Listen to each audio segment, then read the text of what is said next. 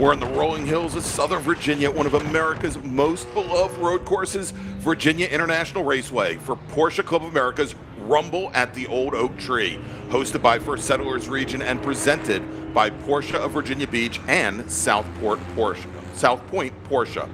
VIR, it's a driver circuit in every sense, fast, technical, and unforgiving. And from the climbing S's to the long back straight and the iconic Oak Tree corner, it rewards precision and confidence from the very first lap. I'm Greg Ginsburg along with Edwin Pardue, and we're going to have Brian Donati joining us a little bit later today. And it marks the opening of a 3-day weekend. And it all begins with qualifying, followed by the first of 3 sprint races for our 3 different sprint groups here this weekend. Early pace is going to set the tone, track position will be critical, and drivers will be looking to establish momentum right out of the gate. And when this is Porsche Club racing at its best, competitive, respectful, and driven by passion. If you've been in this mid-Atlantic region over the past 6 to 8 weeks, you know that it has been just a cacophony of weather systems through here. 81 day, snowed the next day. Well, this is absolutely perfect. It's gotten warmer all day. This morning they had some practice sessions, and track conditions are ideal. By the time we get to Sunday, we might be actually hot here on Sunday. So we'll see how that plays into track conditions, but you could see temperatures in the mid-80s here, and with a lot of sunshine, some warm track temperatures. And we could have just easily have said a cold weekend. That's how crazy it's been in the mid-Atlantic region. But perfect conditions. Everybody had a good morning. Now we're ready. These laps start counting. That's right. This is our first of 3 qualifying sessions this morning. This qualifying session for our silver group, brought to you by Fearless in the Kitchen. We've got our SP3. We've got a number of our vintage classes like Vintage GTO and 911 Cup out on track here today. Also SP1. And we've got our drivers. They're just now starting their first flying laps, Edwin. So it'll be a couple of moments. This is, I believe, going to be a 20-minute qualifying session. And again, this group will have 2 more qualifying groups, and then the first of 3 sprint races this weekend will happen this afternoon. But it's not all sprint racing. We're going to have 2 more sprint races for you tomorrow, but Sunday it's Enduro Day here at Virginia International Raceway, the place that Paul Newman called heaven on earth. Had to work that in at least once this weekend. Everybody's looking at me. And where we'll have 2 90-minute Enduros starting bright and early Sunday morning for you. You see there in the upper right-hand corner of your screen, Fearless in the Kitchen. That's Paul Amico. He's on track right now. He drives the number 12 car here in this silver run group, so we'll let you know how he does. And does a great job. His videos are, I don't even want to say educational. They are informative, but they are so much fun that you don't realize that you're learning a lot of stuff. And he's wonderful chef and makes some great stuff. Check that out. It's really a lot of fun to watch. Yeah, we'll pick up Paul. He's in the green 1971 Porsche 911, leading that VO class, one of our vintage classes here running this weekend. He's running along with Jack Switzer, also in a 1970 vintage 911 Robert Lane, Patrick Pironnet, as well as Jared Jacobs. But this group, Edwin, I think we've got somewhere along the lines of 30, 31 drivers. And as soon as we get lap times coming in the door, we will let you know where they are. And I think we already have our first driver to cross the line, Gary Stanberry in his VGTO 1995 993 chassis.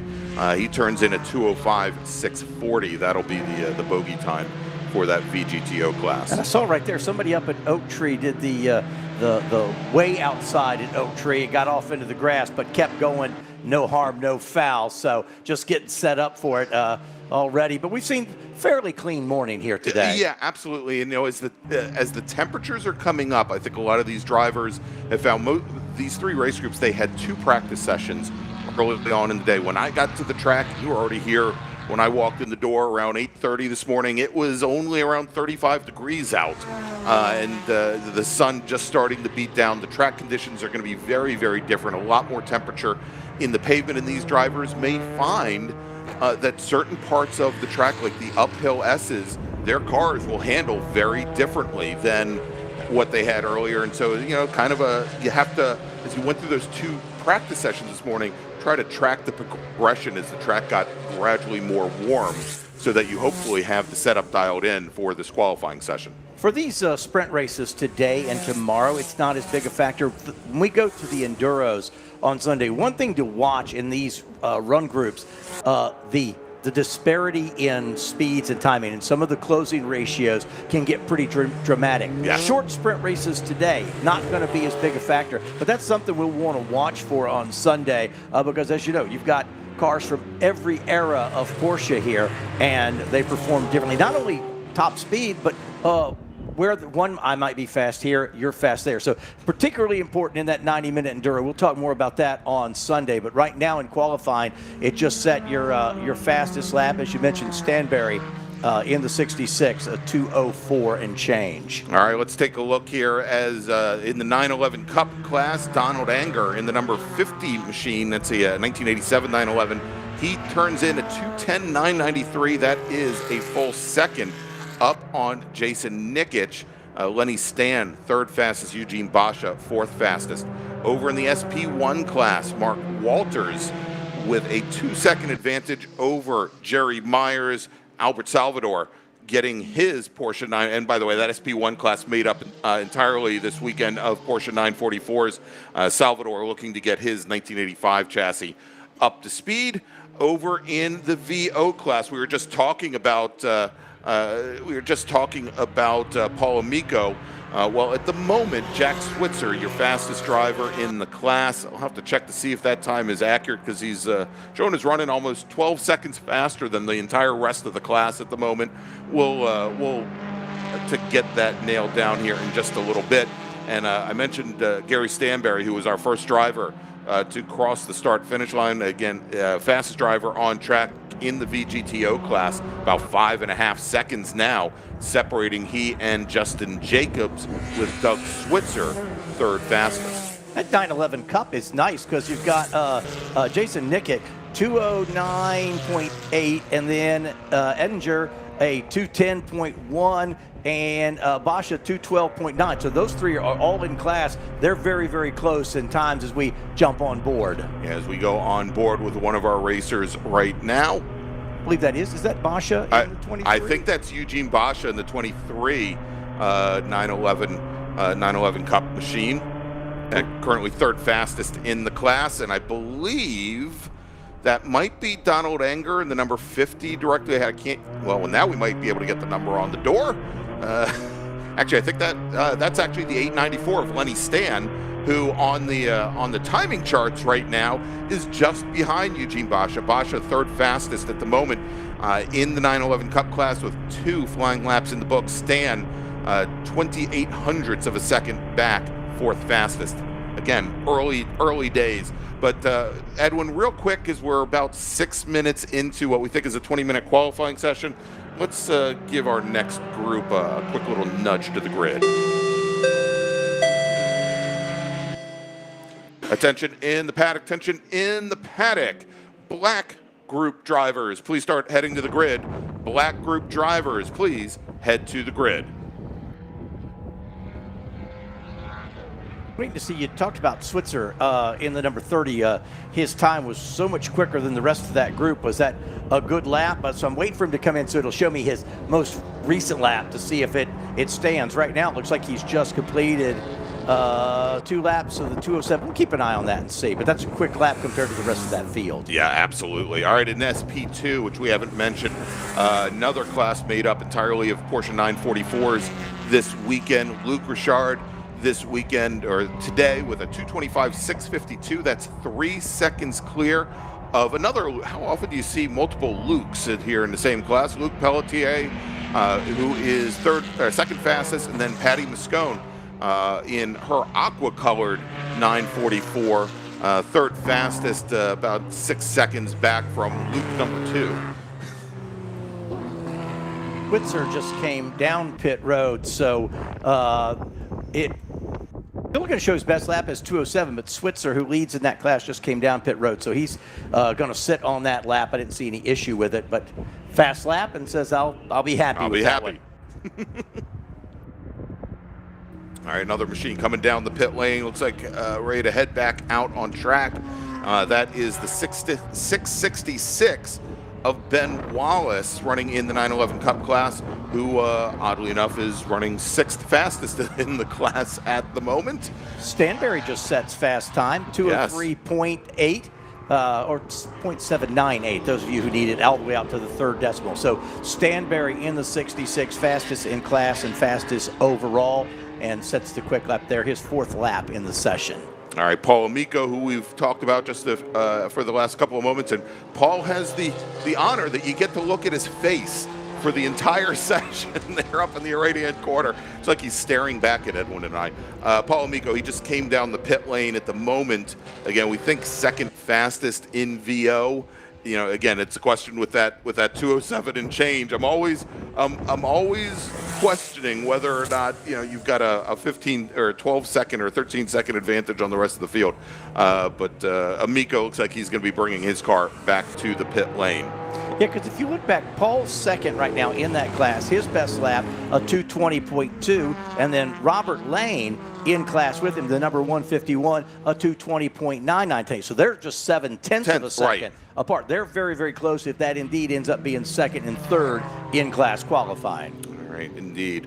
All right, let's take a look here. I think Kevin Schilling, who we haven't mentioned, is our sole racer in the as in vintage GTU class. He's driving a 1976 911. He turns in a 2:38.104 for his fast lap, and we are starting to see a number of racers come down the pit lane to take service, one of them being Tanner Markhood. Tanner driving his Porsche 968 in, I believe, the SP3 class, currently 3rd fastest in the number 896 machine with a 2:11.809. That is about 2.8 seconds off of Ken Agnon, Greg Rochik. We'll see if he brings that car back out on track. 20-minute session qualifying. What are you going to get? Maybe 5 at most good laps? Yeah, I mean, at this point, we've got some of our classes working their 5th flying laps at the moment, whether or not they're good laps. You know, I think the first lap or 2 laps certainly are going to be trying to get some heat in the tires, get everything warmed up, heat the brakes, so that you're prepared when you get into that threshold braking zone up top of the roller coaster over at turn 14. And, you know, and then, frankly, I think it's checking to see what the differences are between what you encountered this morning in much colder conditions. So we'll check things out here as we're now about 11 minutes in. So let's make another call to the grid for our next group. Black group drivers, this is your 2nd call to the grid. Black group drivers, please head to the grid. Your qualifying session is next. Wyatt Isabella, the 257, just came down pit road, so we'll sit on. He did 3 laps. His last lap is best, a 216.907. So he's happy with that. Comes down pit road and wraps up his session. We had Justin Jacobs a few moments ago take his 914.6, the red number 52 machine down the pit lane. I think he took his car back to the paddock. To this point, 2nd fastest in qualifying in VGT02, Gary Stanberry, who we talked about a little bit earlier. And Stanberry, your fastest driver on track. Justin Jacobs, 3rd fastest of all. And looks like he's calling it a session. We've got another one of our 944s heading back to the pit lane as well. That's the 56 of Albert Salvador. We saw him on the pit lane just for a few moments. And he's going to call it a session, 3rd fastest in SP1 with a 2:33.9, his fastest lap.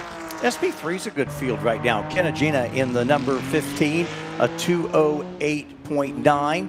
And then 2nd in class is Greg Rochik, a 209.8. He just set that on his 5th lap.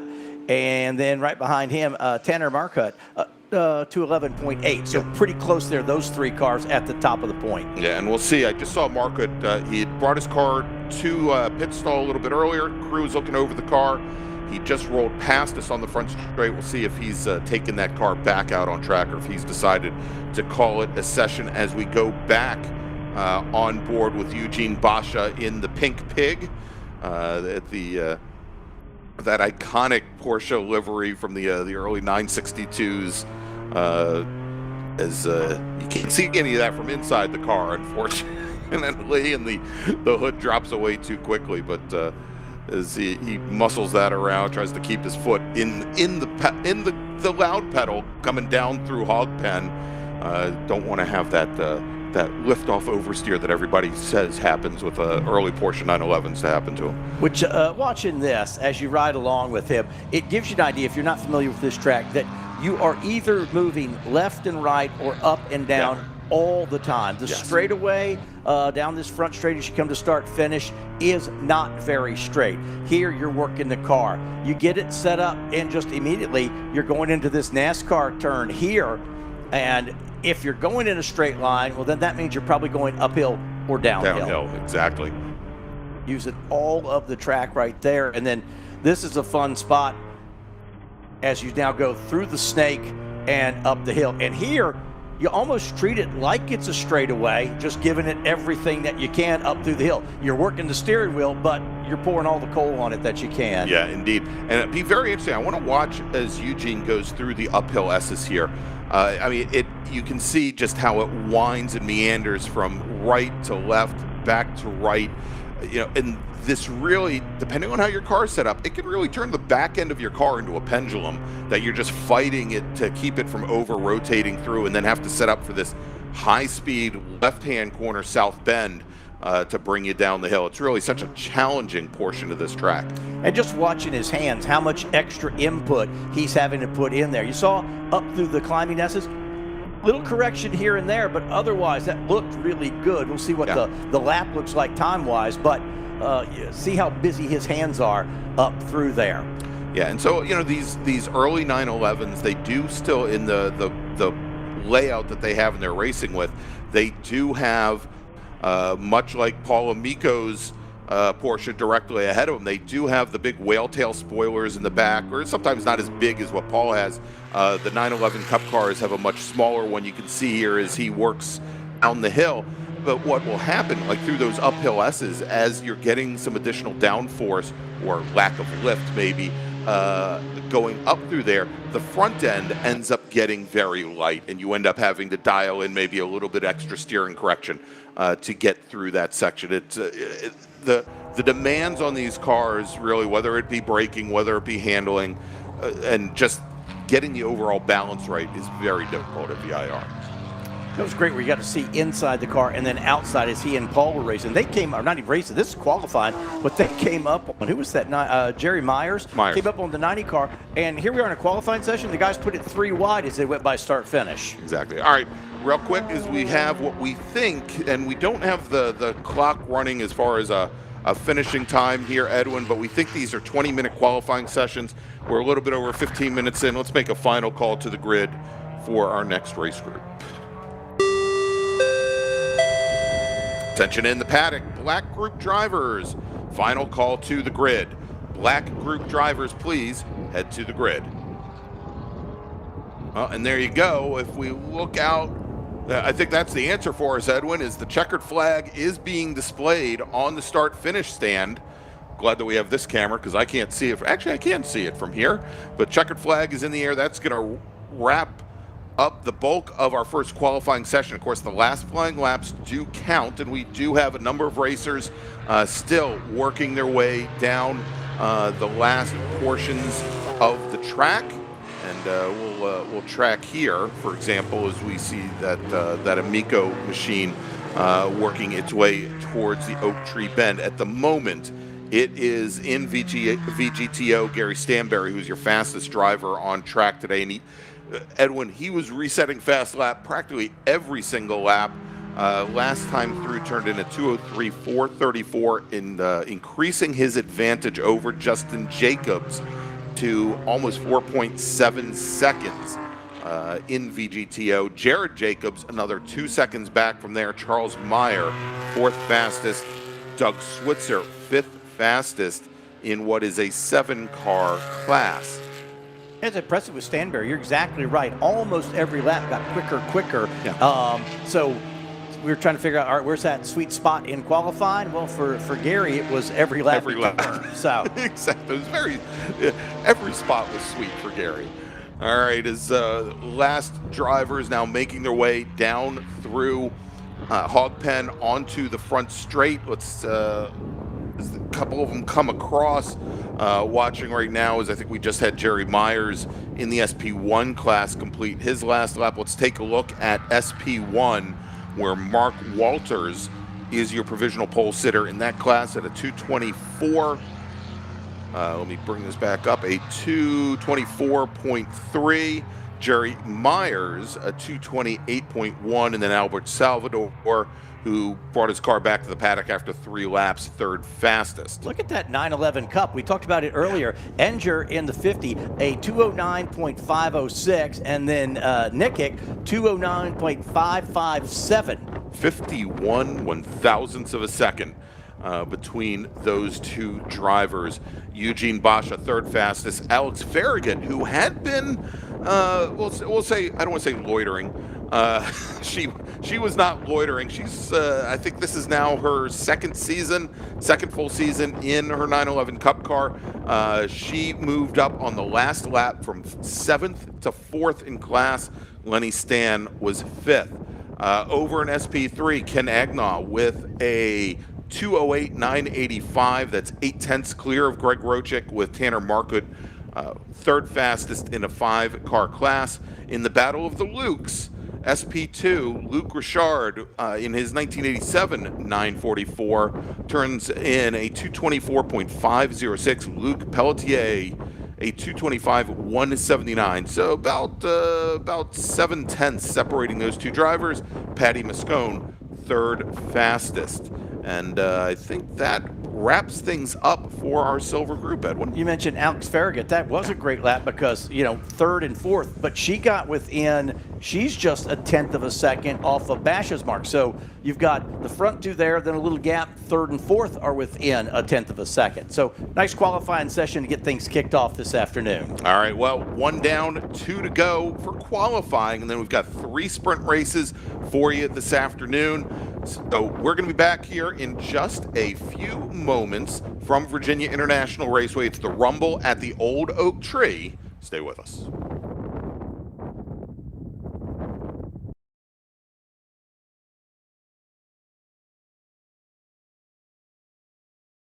Join hundreds of PCA members on the 4th annual Treffin at Sea and the 5th event cruise with Princess Cruises, Saturday, September 19th through Friday, September 25th. The cruise sails from Vancouver, Canada down to Los Angeles with stops in San Francisco and Santa Barbara. There will be special entertainment, Porsche celebrity appearances, seminars, competitions, dinners, and the highly anticipated Porsche Diecast Concourse at Sea. To learn more and register, visit PCA.org and click on the Events tab. After a 14-year hiatus, PCA Club Racing returns to the Pacific Northwest. Oregon Region is co-hosting the Rose Cup with Friends of PIR to bring Porsche racing back to Portland International Raceway. The 65th anniversary Rose Cup races will be held on July 11th and 12th, part of the West Coast Series. This 2-mile track is known for its challenging mix of fast sweepers and tight technical sections, particularly the infield. PIR has hosted premier events like IndyCar, Kart, and Formula E. The event offers PCA Club racers an excellent opportunity to add a new track to the racing schedule. Registration opens May 25th at clubregistration.net.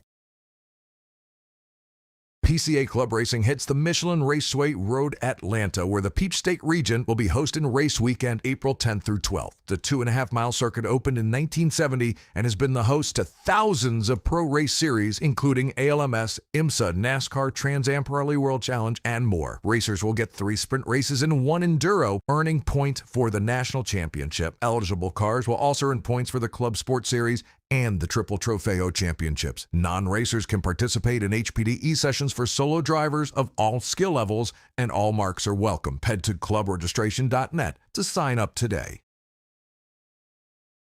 Maverick Region PCA is excited to announce their Eagles Canyon 1 Club race on May 16th and 17th. They'll be racing the counterclockwise 2.7-mile course with 15 turns at over 200 feet of elevation change. All races have points towards the PCA National and Mid-America Championships. Expect 2 practices, qualifying, and a 30-minute sprint race on Saturday, and 2 additional sprint races on Sunday, one 30 minutes and one 40 minutes long. Podium-winning trophies for class races with a 4+ car count, and additional awards will be presented at the Saturday evening banquet at the Over the Top Bar and Grill at Eagles Canyon Raceway. Registration opens March 30th at clubregistration.net.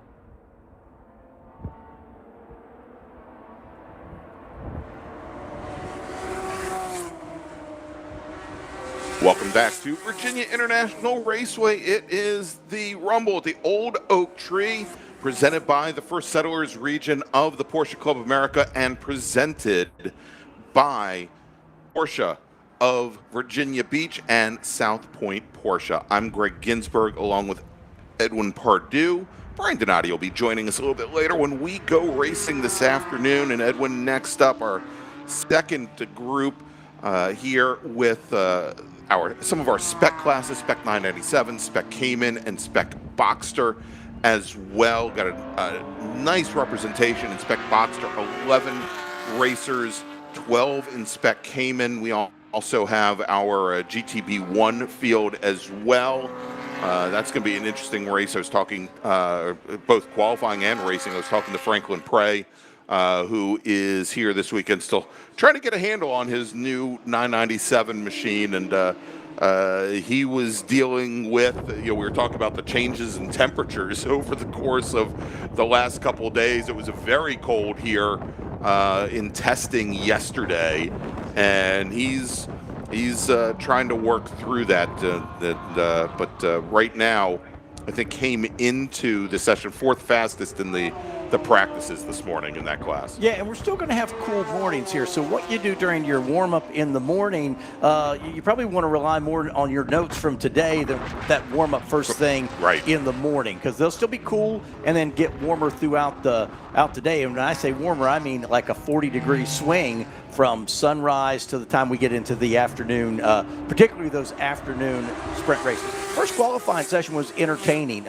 In this multi-class racing, and you go through and we find, and we'll try to do it all weekend long, find where the good races are. And I think just from that first qualifying session, we're going to have some good races there. Let's see how this qualifying session shakes out for the second race group. As I was talking about Franklin Prey and what he's had to do, the other thing that he mentioned was, well, at least in the GTB1 class, he's driving a 2010 997 chassis, and he says one of these sessions I'm going to be able to do what the Caymans do, because the top 3 drivers in practice this morning were all in Cayman S's, and I think he's finding that perhaps the midship engine, maybe a little bit shorter wheelbase, has been an advantage, specifically up through the uphill S's, where he's having a lot of problems with the weight in the rear end, kind of penduluming back and forth.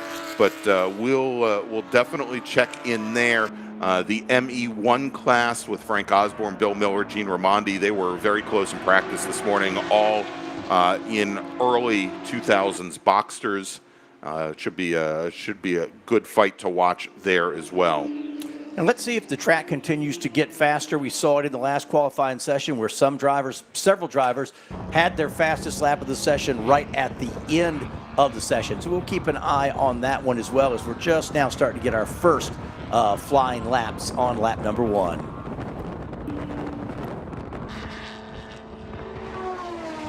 It could not be more perfect. There's just like a light little haze over it, and this could be June weather here today. Yeah, this track surface, and it was the last repaved, I think in 2017, if I remember correctly, but it has a tendency when you have cloudless skies and the sun can just beat down, that it gets very slick in some portions of the track.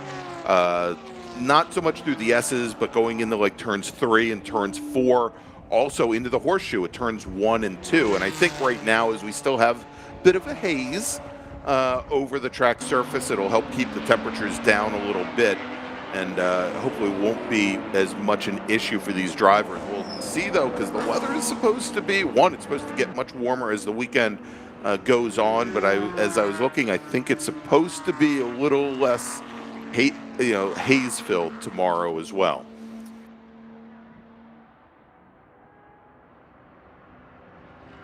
Palmer fastest overall right now, just a 0.3 over a 2-minute flat there, and the top 4 cars all there in class together. Kind of like that earlier said, you got the 2 fastest cars in the 2-minute flat bracket, and then 3rd and 4th, they're both at a 2:04.3 and a 2:04.4 as somebody has gone agricultural race in there. Yeah, and that is the number 83 machine up on the hill. As I'll try to pull up some information about the 83 here if I can. And of course, it's Richard Bennett, our sole racer in the F class in his 2006 Porsche Boxer. Yeah, it's a little hard to get up there, typically, and he's going to head down the pit lane. Well, as he's coming down the roller coaster hill there, before he'd gotten down to the bottom of the hill there, he got a lot of car drivers right. And we've got a small, I think where that Porsche was, I'm wondering if he may have maybe dropped some fluids, or just the fact that he was there for a few moments ended up dropping. And we have gone to a red flag condition here, so that is why we're seeing all the drivers stop on course, Edwin. And I guess with that small grass fire, the decision was made, the call came in from one of the corners to race control that there was a fire, and so with the red flag, as opposed to Formula One, where it basically means return to the pits. In club racing, that usually means come to a safe, controlled stop, and that opens up parts of the seas for our emergency services vehicles to quickly be able to respond to whatever the incident may be. Yeah, and I guess he just got there. Like I said, he was coming down the hill, got a whole lot to the right there. I don't know if there's curbing there, and grabbed that and came spinning down the hill. And that grass fire is exactly where the car stopped. Sat for a while, exactly. Now, you saw he was able to refire and make his way back on to pit road, but we'll have to go put out a grass fire. It has been in this area also. We've had we've caught up a little bit. This was in a drought area for earlier part of the year. Caught up a little bit, but this time, and I can see the smoke over the hill. Yeah. So pretty good little grass fire going over there.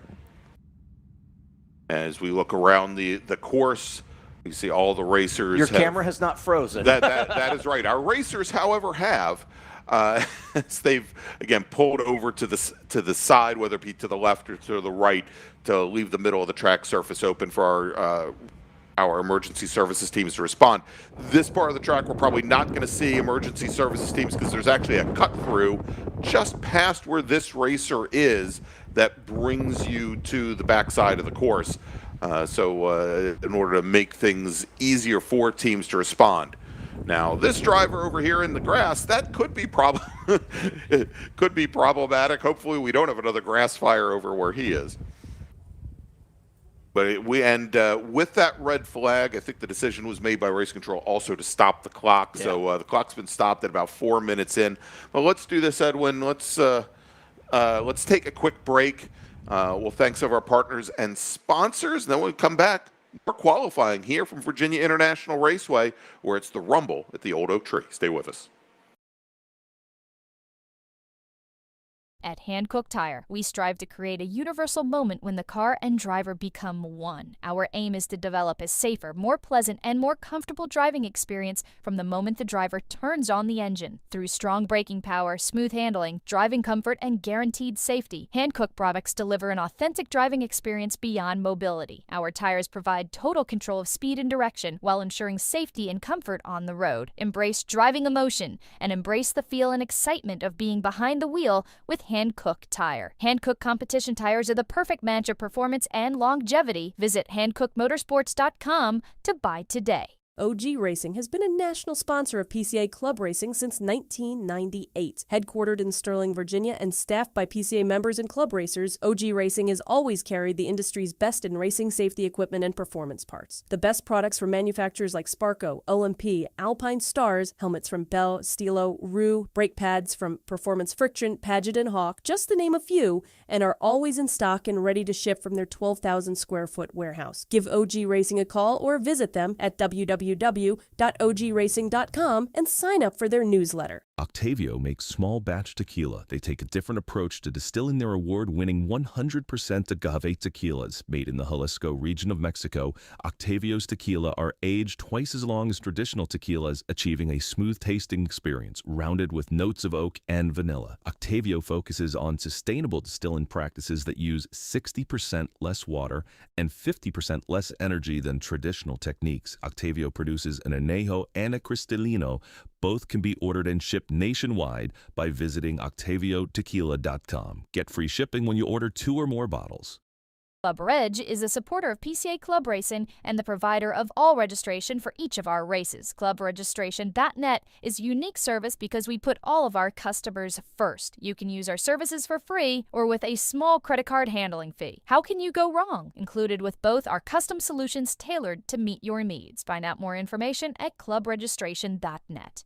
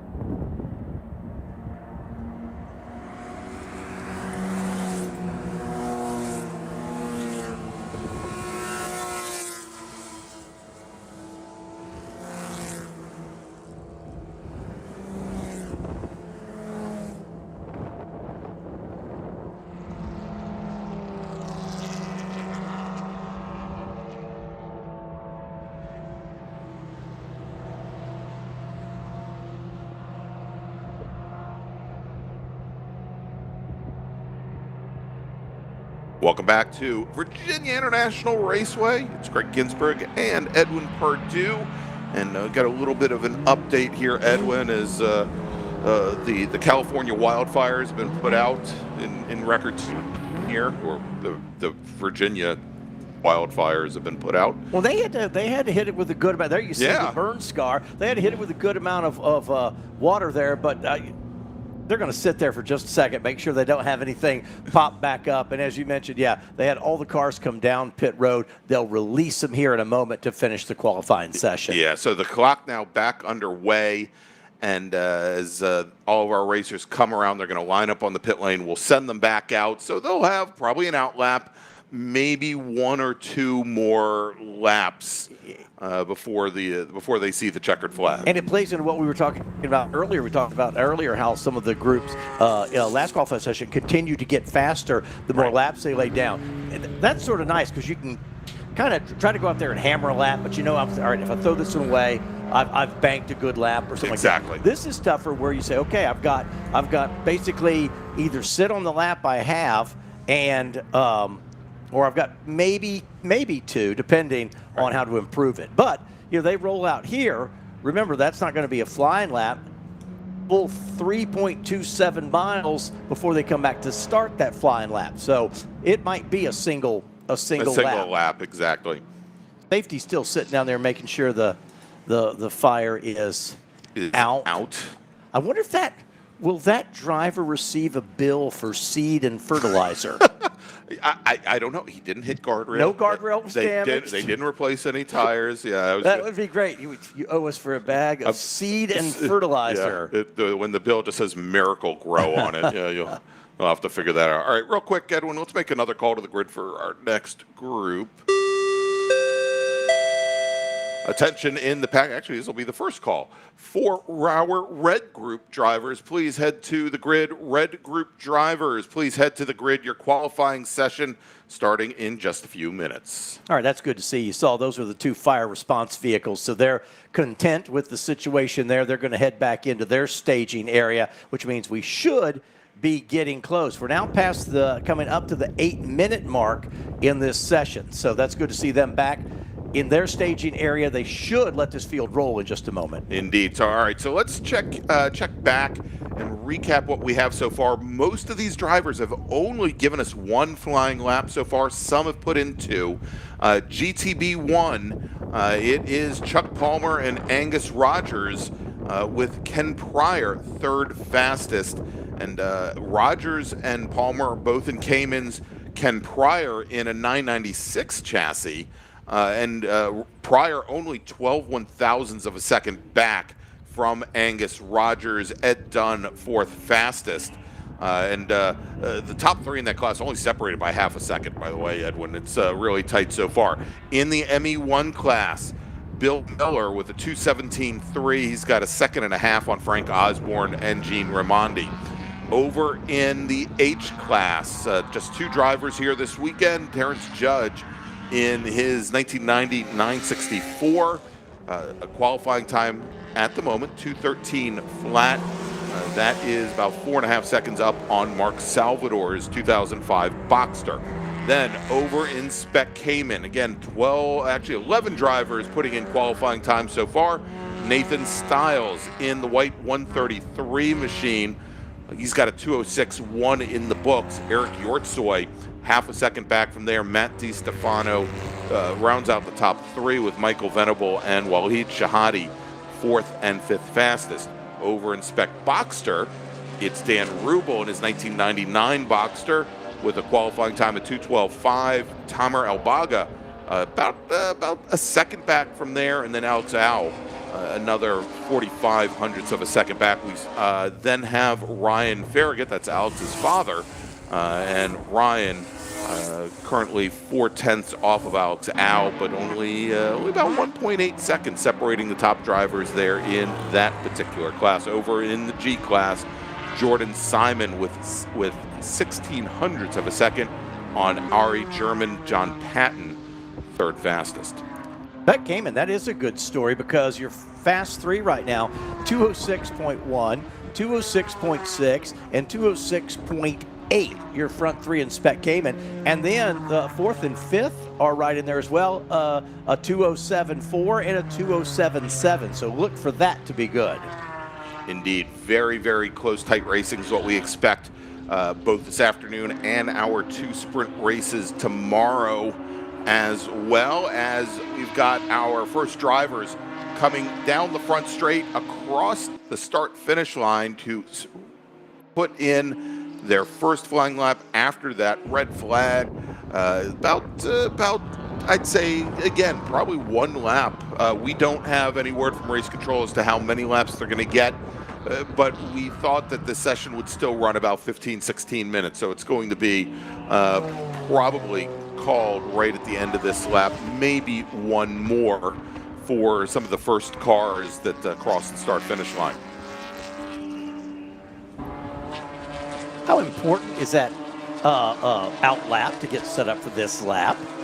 Well, given that those drivers, not only were they, they weren't sitting on the pit lane for very long under the black flag conditions, but they were out on track for a decent amount of time.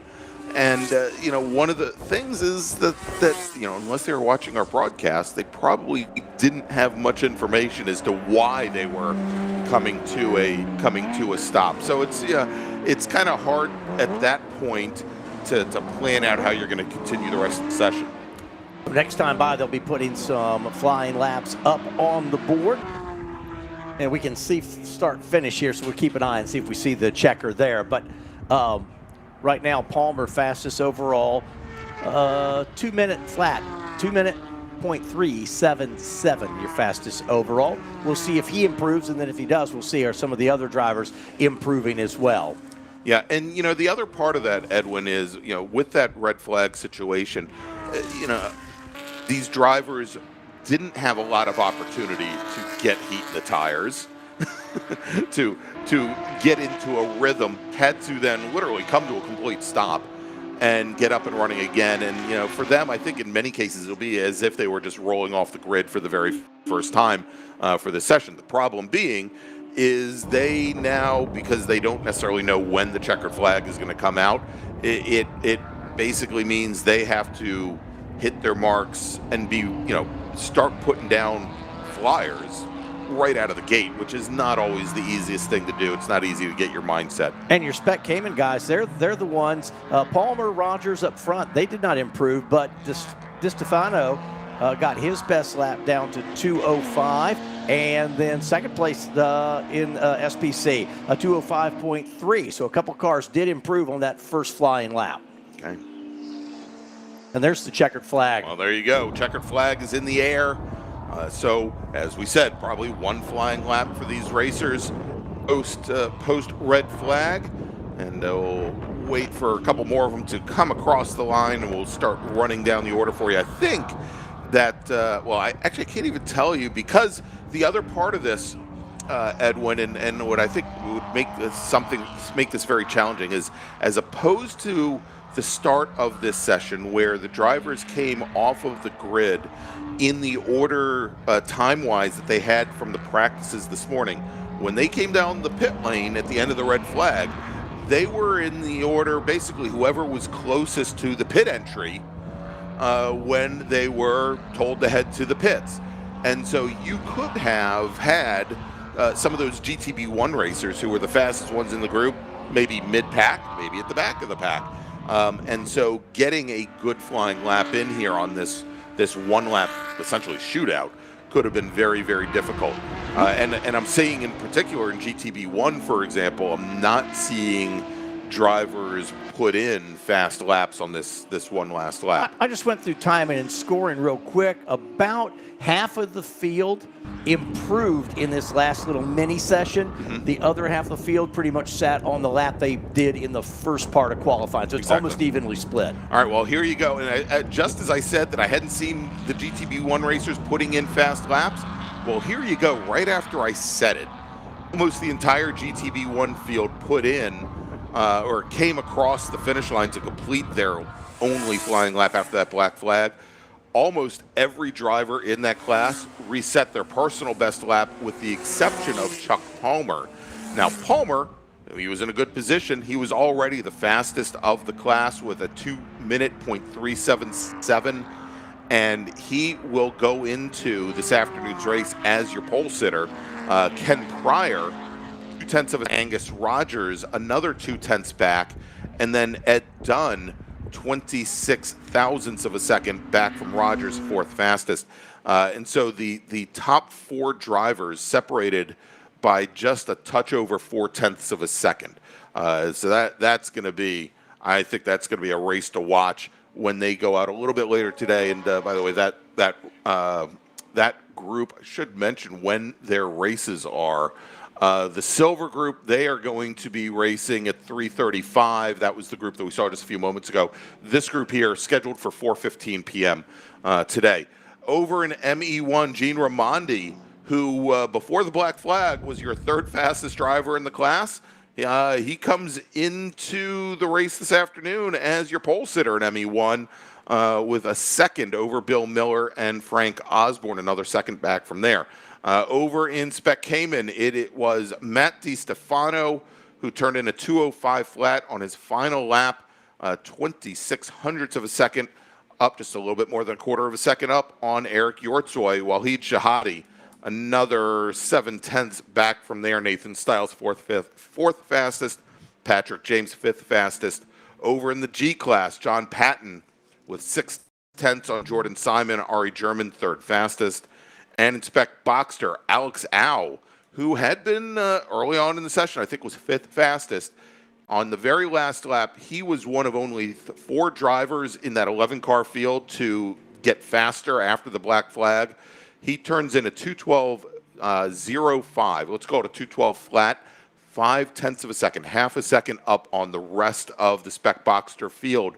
where Dan Rubel was the best of the rest, Hammer Albaga third fastest, Ryan Farragut fourth fastest, Sam Halabi fifth fastest. And we mentioned Palmer in GTB1. He didn't improve in the second half, but his first half, he was able to hang on to the pole in that class. In Spec Cayman, Stiles was quickest before that red flag came out. Yeah. He did not improve and then found himself now in fourth spot. So a little swap there, and who was able to take advantage of the laps after the red flag. All right, let's make a call here real quick. I think by this point, most of them probably know that they need to be on the grid. But let's try and get them there. Regardless, red group drivers, please head to the grid. Red group drivers, please head to the grid. Your qualifying session starting in just a few moments. And when they do start the qualifying session, Edwin, we will be here for it. But first, we're going to take a quick break. Stay with us.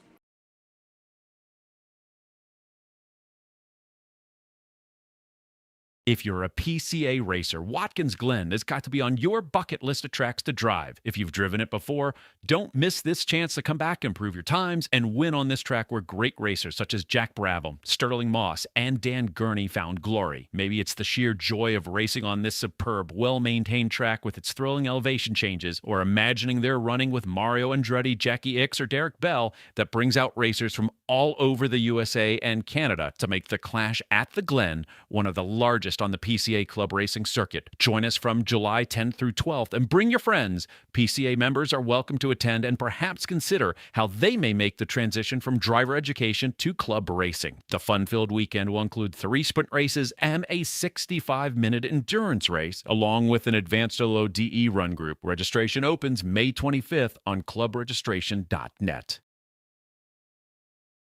HPDE season is here, and First Settlers Region is excited to see you on the track April 22nd through 24th. FSR is fortunate enough to have Virginia International Raceway as their home track, the track Paul Newman called Heaven on Earth. The FSR Spring HPDE at VIR will give everyone 120 minutes of track time per group per day. Enjoy one of America's most exciting circuits with long straights, fast corners, tight technical sections, and epic elevation changes. Don't forget the Saturday happy hour, a great opportunity to socialize and tell tall tales about your lap times. Run groups are filling fast, so don't wait until it's too late. Register now to secure your spot at motorsportsreg.com. For over 70 years, Radio Communications of Virginia has been Virginia's leading provider in wireless communications solutions. As a Motorola Solutions Elite Channel partner, our 2 Metro Richmond locations provide the Commonwealth access to Motorola's full-feature portfolio, including public safety and commercial tier solutions. And with over 100 years of combined experience,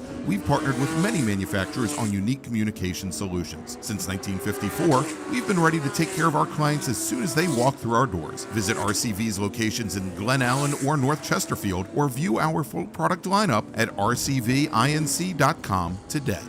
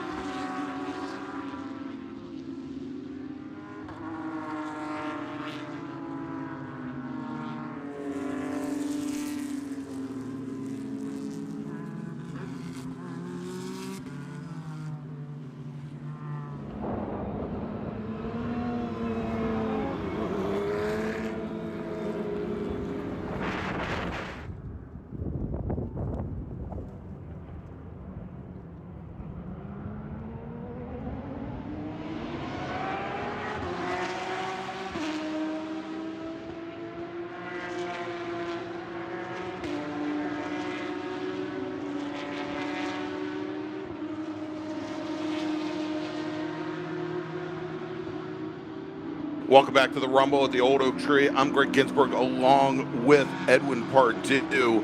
And Edwin, our last qualifying session of the morning is now up.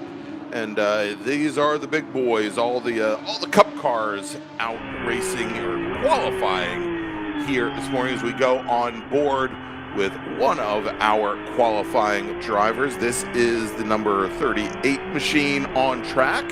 And this is Topher Everett in his GTA 4 class Cup car. We've had something to talk about in the first two qualifying sessions. I imagine we will here as well. We've had some fire in the grass, and we've had some great timing. So we'll see what happens here. But yeah, quick cars, and just now this is okay. So this is their first flying lap. So yes. we'll get quick times next time by. Yeah, indeed, and some good fields here. Of course, we just talked about Topher Everett in GTA 4. But 4 racers in GTC 8 today, 3 in GTC 3. GTD3 class, which is primarily the Cayman GT4 RS Club Sport, some of the latest Club Sport models. We've got 8 drivers here this weekend. Should be a wonderful battle, along with, again, GTA 4 as well as the STG. We've got the STG class running this weekend. It's one of our Sprint Trophy classes. This is for the 911 Cup cars. This is not a Sprint Trophy weekend, but next time we will see them, I believe, is at Lime Rock in about a month. All right, there we go, flying lap. First one down, a 148.925. Bob Mueller in the number 28 car. So as Greg was saying, yeah, these are the quick ones here, setting fast laps. All right, as we go on board with another one of our drivers, this is the 251 of Colin Mazzola in his 2021 992 Cup car. Currently your fastest driver in the GTC 8 class.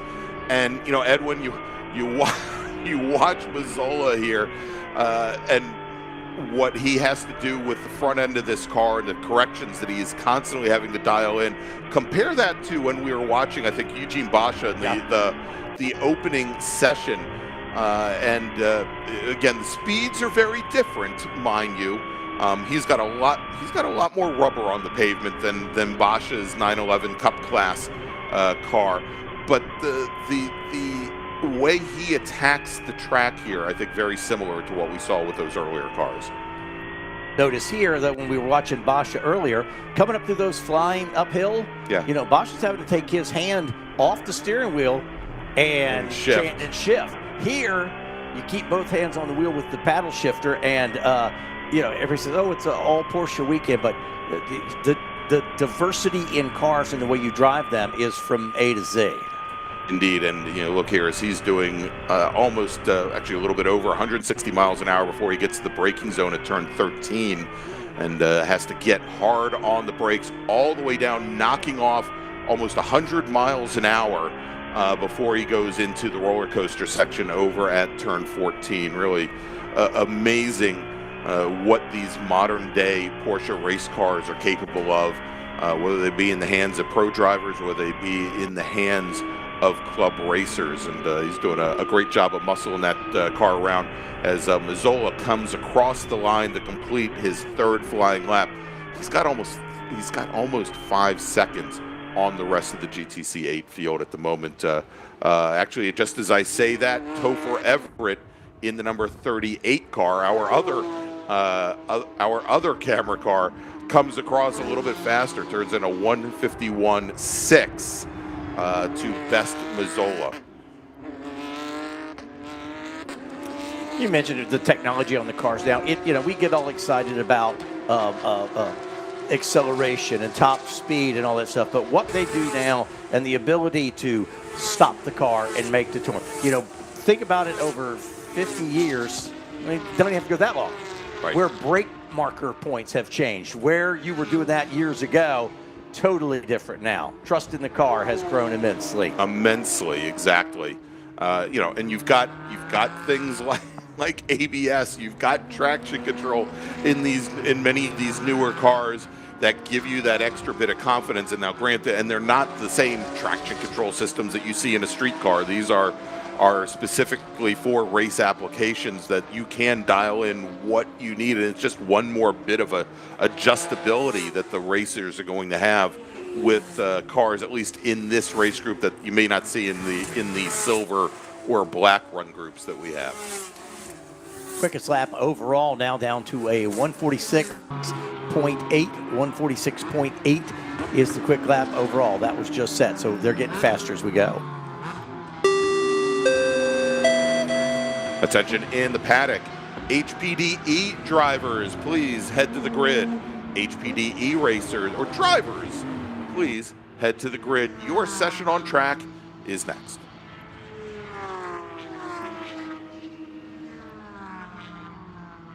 All right, let's take a look at a few of our other classes right at the top of the field. And we saw this fight at Sebring, and we saw it unfold so many times over the course of last season over in GTA 3, where Bob Mueller in his 2017 GT3R, currently your fastest driver with a 146.7. At the moment, that's 1 second up on Corey Friedman.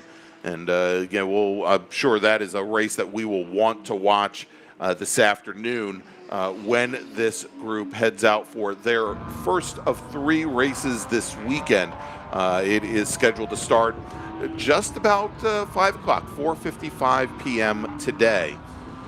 Over in GTC3, Kevin Aberrant, now your fastest driver, with now a 2.5 second advantage over Joe Doria. Aberrant just crossed the line as I started talking to complete that 4th flying lap. It increases his advantage. Joe Bauer, 3rd fastest.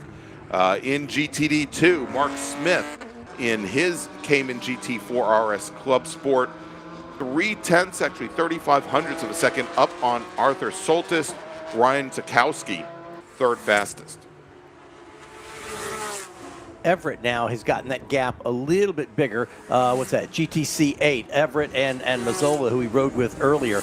That's a 151.6, and then Mazzola a 152.8. So that's grown a little bit. They were closer earlier in the session. All right, over in GTD 3, Rami Farid, your fastest driver at the moment at a 154.5. He's got 1.3 seconds on Chris Dooley.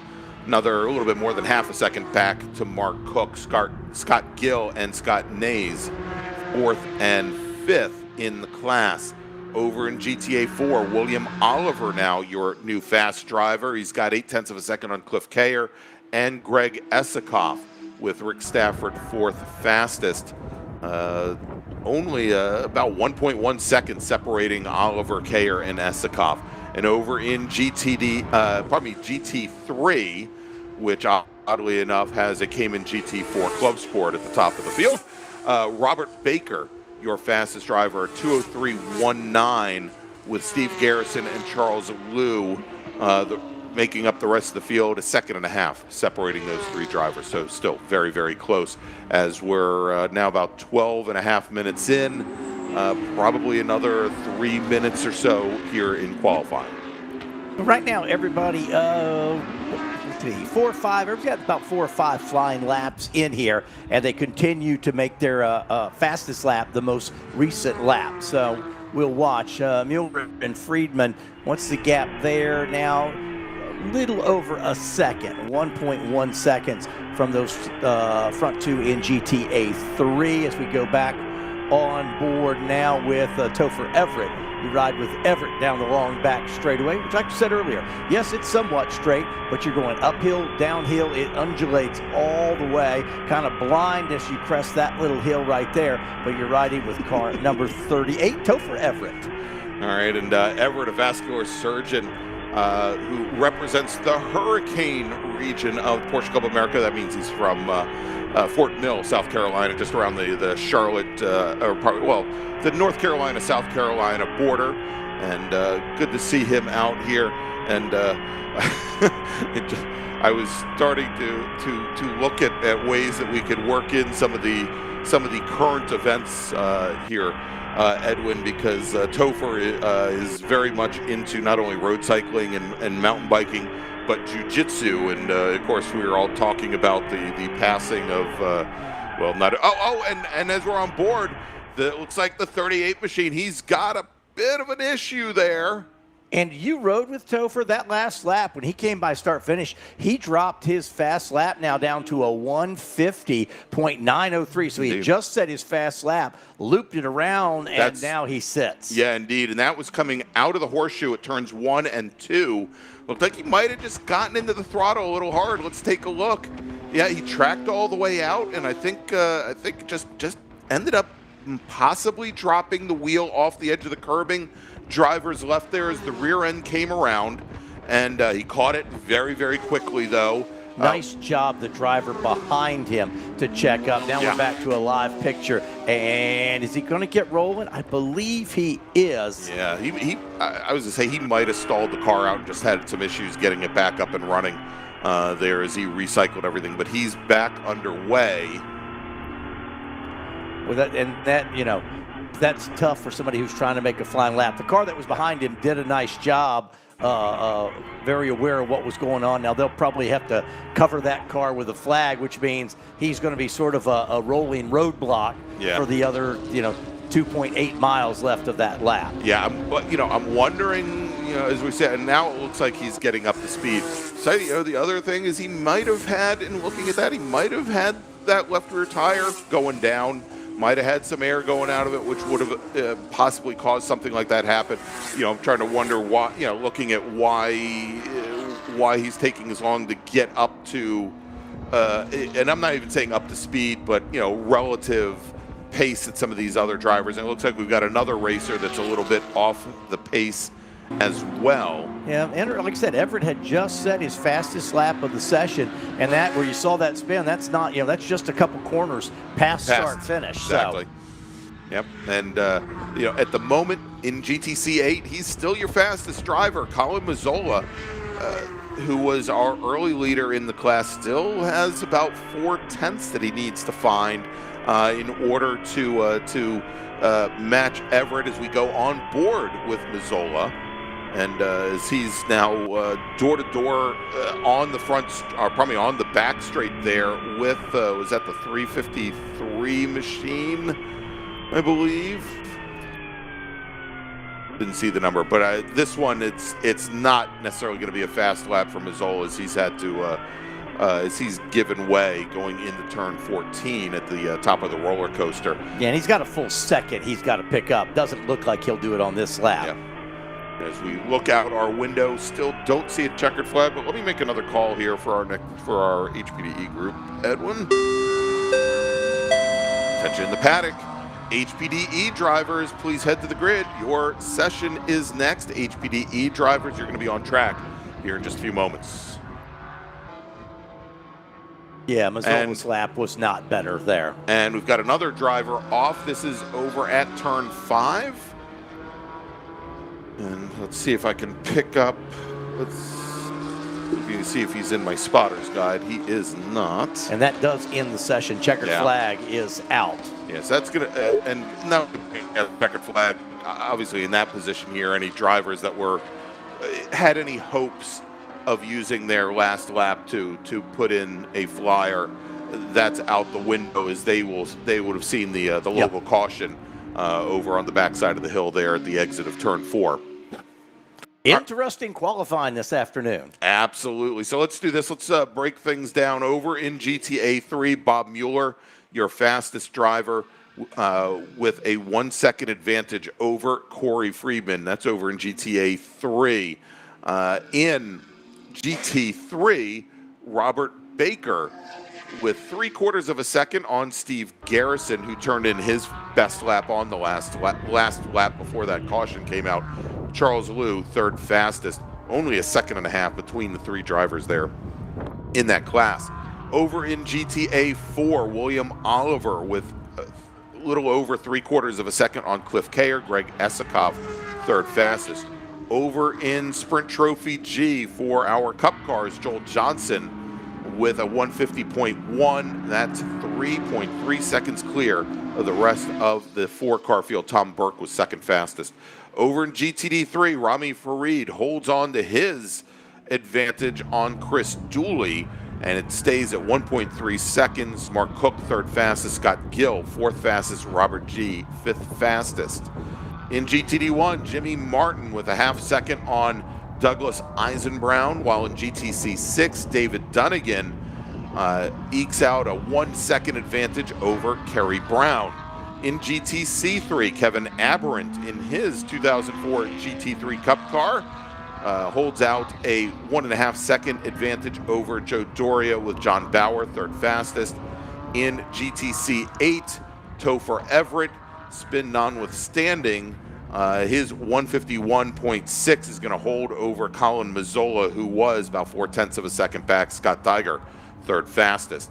In GTD2, Mark Smith with 0.7 on Arthur Soltis, and Ryan Jakowski, another 1.5 seconds back from there.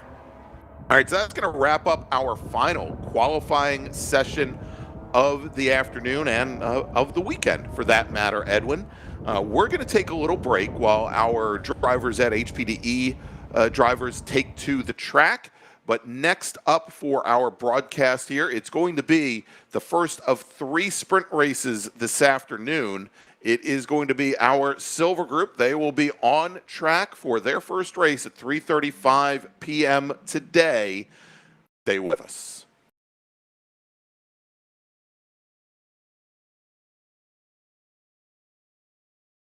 Pirelli and Porsche have been a winning combination around the racing world for years. Pirelli is proud to bring that relationship to PCA Club Racing yet again in 2025. Make sure to see the guys from Frisbee and find the right Pirelli tire for your vehicle, or check them out on the web at frisbeeracetire.com. Pirelli powers nothing without control. When you pack up from the Raceway and head home on the highway, remember that the engineering excellence Michelin strives for in racing is applicable to our passenger and light truck tires too. Michelin is proud to continue its national sponsorship of Porsche Club of America and Club Racing. Michelin, because so much is riding on your tires. Looking to decrease lap times on the track without an engine overhaul? GT Racing has a wide range of fiberglass and carbon fiber body panels, along with European Racing headers, exhaust systems to lighten your car and accelerate all the potential horsepower of your engine. Time for a change? Convert your 944 into a turbo or a 924 GT, or your 911 to a 911 RS, RSR, or 935. Talk with Joel at GT Racing. He'll help you choose the winning combination of lightweight Porsche parts and header systems to set you on the right track. GT Racing is your one-stop shop for your Porsche needs.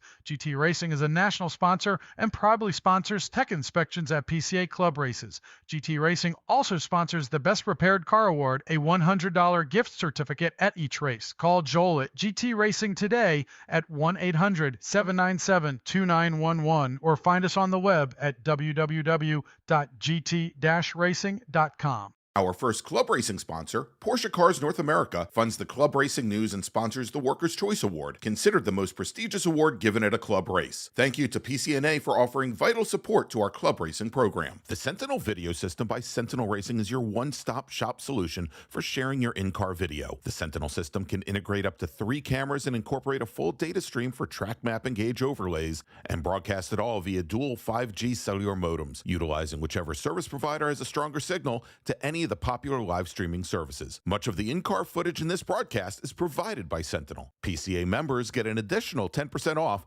Contact Sentinel today through their website, sentinel.racing.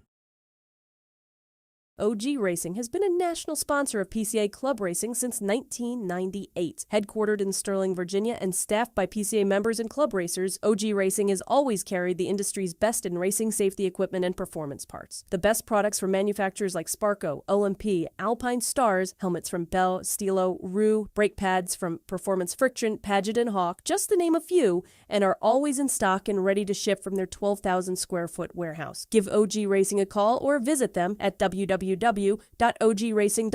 and sign up for their newsletter. About to hit the track without coverage for your car? Buy HPDE insurance in minutes at LockedInMotorsports.com. Whether you drive a 911 or a Boxster, protect your car against physical damage during HPDE and track day events with HPD insurance from Locked In Motorsports, administered by Locked In Affinity. Coverage includes modifications you've done to your car, 2 drivers at each event, demonstration laps your instructor drives, and more. Worried about the trip home? Locked In Motorsports also offers off-track insurance for your non-licensed race car or track car while in transit, in storage, and in the paddock, plus options for your trailer, equipment, and tools. Insure your portion today at LockedInMotorsports.com. Miller's Oils is proud to be a Porsche Club racing sponsor and to work with Racer's Edge as their North American distributor. Miller's Oils has been blending oil since 1887 and has an extensive product line for virtually every street or racetrack application. The technology implemented in Miller's engine oil and gear oils protects the wear surfaces of your engine and gear train on a microscopic level, significantly reducing friction and increasing the life of your engine and gear train. We encourage you to try Miller's and judge for yourself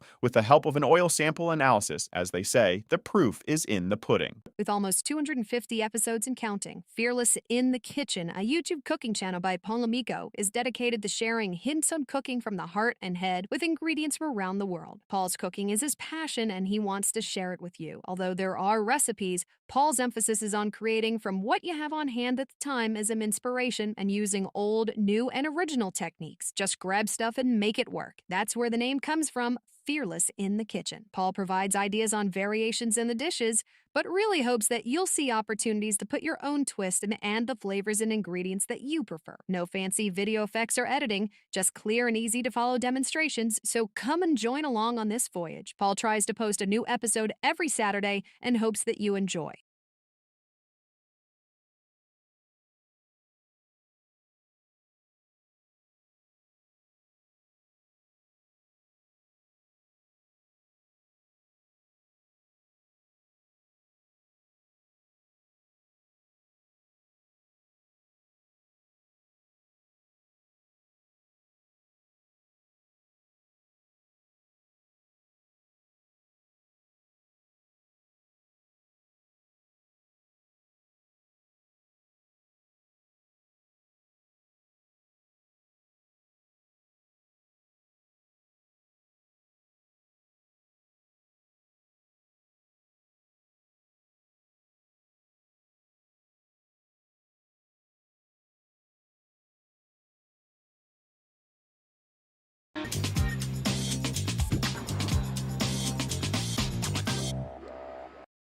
Being able to understand vehicle dynamics, the car balance that you learn in these exercises on the racetrack helps you be such a better driver on the street. And it teaches you invaluable skills of how to control the car if you go into a slide or if you have to brake suddenly or a deer jumps out in front of you.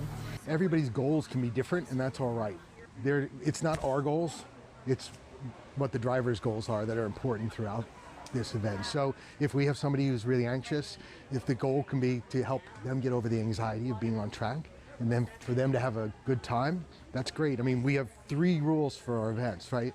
Be safe, have fun, and learn something in that order. And so safety first, of course, but getting them to have some fun with this helps to reduce the anxiety for a lot of people. Find out what events are available around the country and how to sign up for them.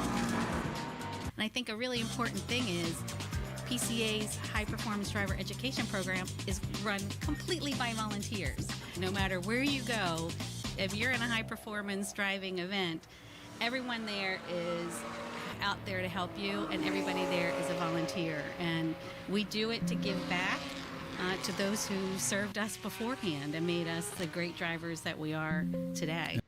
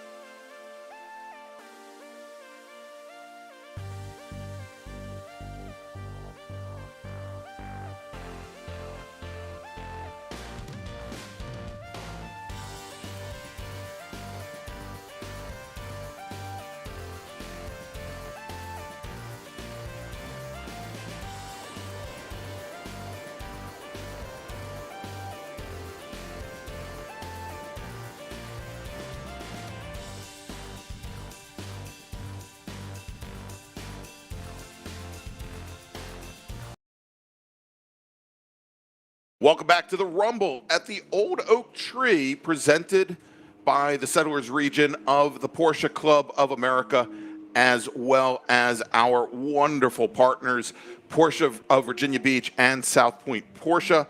I'm Greg Ginsberg along with Edwin Pardue, and joining us for our races this afternoon, it is Brian Donati. Good afternoon, Brian. Good afternoon, gentlemen. Fantastic day. Can't wait to get started here. All right, well, we're going to get started as we've got the pace lap underway for our first of 3 sprint races this afternoon. These are scheduled for approximately 30 minutes. And let's run down the starting order, starting on the pole today on the front row. It is going to be Gary Stanberry driving the number 66 machine. He's going to start right alongside Jack Switzer, who's in the number 30. Justin Jacobs in the number 52 car, and Don Enger will make up row number 2. Jason Nikic and Jared Jacobs are your 5th and 6th place starters, along with Charles Meyer and Eugene Basha. They will start 7th and 8th. Then we've got Alex Farragut and Doug Switzer starting 9th and 10th. Lenny Stan and Jose Roque starting 11th and 12th. And your 7th row will be Ben Wallace and Nate Dos Santos. So this is a split start. We're going to have the 2 different groups here, and a second group will be coming out behind. Let's run down the starters in that second group, where Ken Agna will start on the inside of row number 1, right alongside Greg Rochek. Tanner Markut will start 3rd alongside Chip Henderson, and we should have some onboard video, hopefully, from Chip Henderson's number 341 Porsche 944. Robert Boxall will start 5th alongside Mark Walters in 6th. Luc Richard and Luc Pelletier will start 7th and 8th. And there you go. There's the 341 machine of Henderson. That's a second group now making their way through South Bend. And I'll tell you, Edwin, as I'm looking here out my windows, or out our windows, you know, we were talking about how the temperatures were coming up, but it was still a nice little maybe overcast. It wasn't heating up the pavement. If anything, the clouds have gotten maybe a little bit thicker over portions of the track, a little bit darker. Yeah, and I popped outside for a second, so it is definitely cooled off a little bit from earlier. And you talked about the kind of what track temperature can do with the kind of the personality of this track. Now, probably not going to make as big a difference because you've got some gray overcast, still perfect afternoon, but that sun beat down on the pavement, not quite as powerful as it was. There you go. So, and as I'm looking at the field coming down Madison Avenue now, heading over towards the roller coaster, I'm not seeing that split between the 2 groups that we thought there would be. We thought that the 2 SP3 racers of Ken Agna and Greg Rochek would have a second group behind them with a nice little gap, and it doesn't appear to be that way, Edwin, as they head into the roller coaster. So, and you know, they talked about it this morning in the drivers' meeting. Yeah. One thing sometimes happens: they'll look at the qualifying times and go, "Hey, you know what? We don't have fine to do the way that. we We're are. fine." Yep. Yep. And they may not have that disparity in lap time that they were concerned about. We'll see. Indeed. So Stanberry, who's racing his VGTO 993 chassis, he's going to start alongside Switzer with then another VGTO racer, Justin Jacobs, on the inside of row number 2. Our 911 Cup pole sitter starting 4th. Pace car now on the pit lane. Starter looking over the field, and as they come down the front straight, Edwin, green flag is in the air. And so it is Stanberry and Switzer that are still nose to nose. Well, now moving to the inside, Gary Stanberry in his 993 has a bit of an advantage on Switzer. Good for him to put Switzer between he and Justin Jacobs, his competitor in that VGTO class, as he jumps out to the early lead. Don Enger in the white 87 911. The number 50 car leads the 911 Cup field, and he's got Jason Nikic, though, right on his tail in that black, the dark blue 911. And then Charles Mayer, Eugene Basha, and Alex Farragut, all those 911 Cup drivers very close together. A mixed field like that, you just want everybody to get sorted out through those first couple of corners. Safely done here, and we'll start flying up the hill in a moment. Remember, gentlemen, this is a non-points race, I believe, so you're going to see a lot of give and take, especially in the opening laps here. Get settled. We saw that red that red car, Justin Jacobs. He always gets off to a really, really good, fast, strong start, then kind of fades away. Looks like he kind of held his own here right off the beginning. Boy, great in-car right there at speed. Yes, Henderson made a very nice move going into turn 7, the entrance to the uphill S's, and that car looks to be pretty well set up going through there with the cold tires. As we jump on board now with Eugene Basha, one of our 911 Cup racers, there in the Pink Pig, Brian, and Edwin and I were watching Eugene during the qualifying session earlier, and certainly early on in the session, it looked like it was taking him a little bit longer than you would expect to get some heat in the rear tires. The car looked very, very loose going through the uphill S's, and kind of the inverse here. We're going to have to see how he does coming through the roller coaster, where he has a bit of a pack gathering up behind him now. Yeah, that car definitely started getting faster through that qualifying session. We'll see if he does the same here. Right now, he's running in 3rd spot in class. Yeah, also got Alex Farragut right behind him. She's going to put some pressure on Eugene. Those two have run together kind of nose to tail pretty much all of last year and even this year. This is really her 2nd year in that 911 Cup. So you can see here, Greg, as she just went by the start-finish line, going to make that move to driver's right on Eugene. So again, not going to let him get away too much. She's going to try to chase down Donald Anger and Jason Nikic in the two leaders. Yeah, and you see there as they come into the NASCAR bend. And Farragut, Brian, qualified only 1/100th of a second back from Eugene Basha. So talk about very close competition here between those two racers. We'll see how things play out here in the long run. Again, this race scheduled for 30 minutes. We talked about qualifying. Go ahead. I was going to say, Edwin, it looks like she fell back. So where she was pulling out to make that move did not stick going down into turn 1. She had to really get out of that throttle, let those other two cars go. As you can see, there goes Eugene Basha. He's going up through the S's right now, the top hill. She's just in the center of it. Yeah, and sometimes step out, come back to fight a little bit later in the race is a good thing to do.